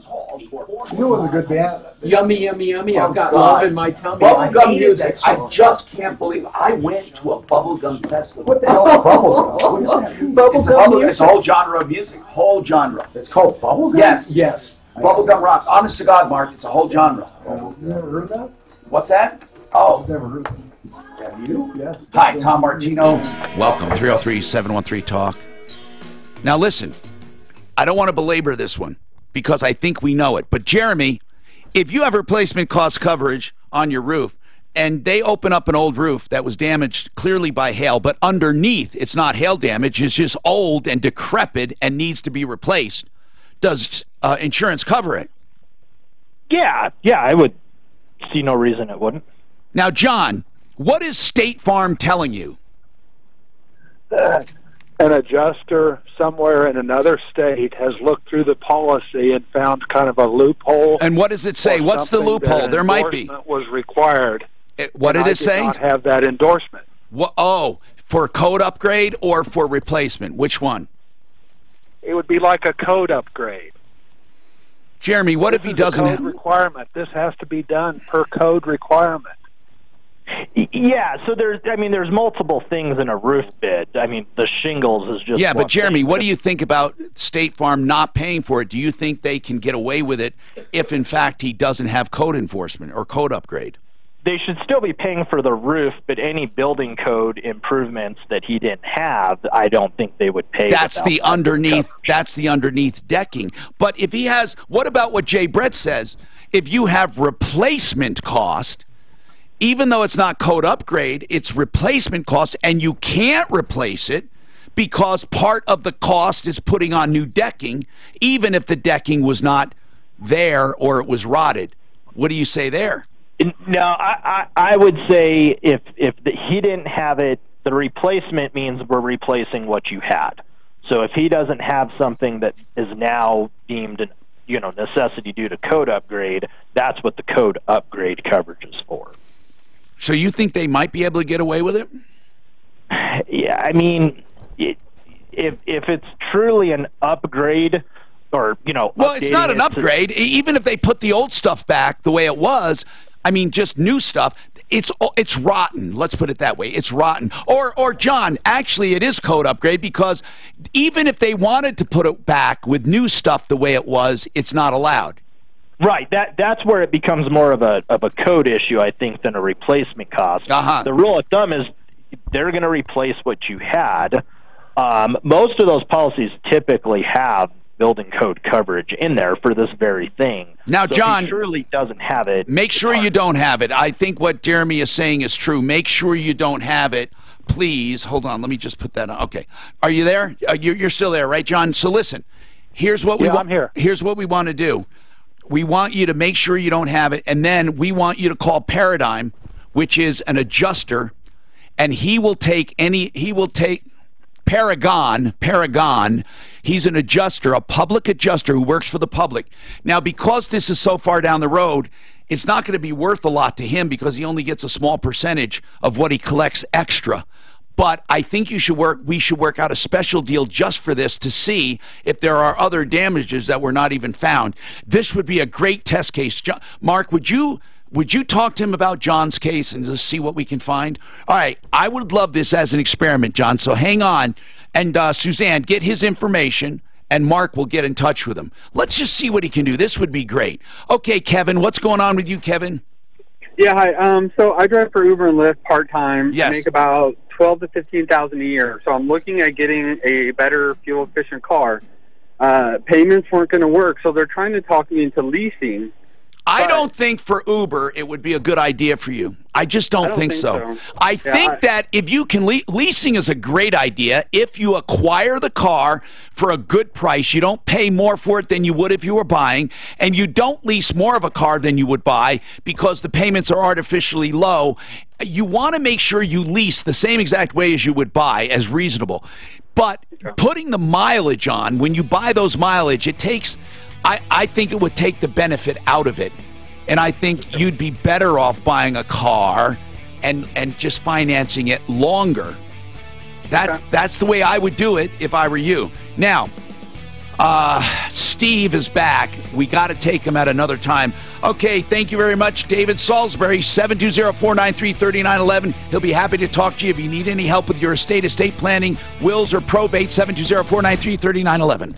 Trade wars and an you know Josie and the Pussycats? Yeah. Also the outsold the Beatles. The Archies, remember the Archies? Yeah. That's right, the Archies. You know what? It's funny what they did with Riverdale. I never heard Archie was a fun-loving, innocent comic book, and they changed it to a dark drama called Riverdale with Archie and Jughead, and it's on TV now. No. The CW. Is it real people or? Yes.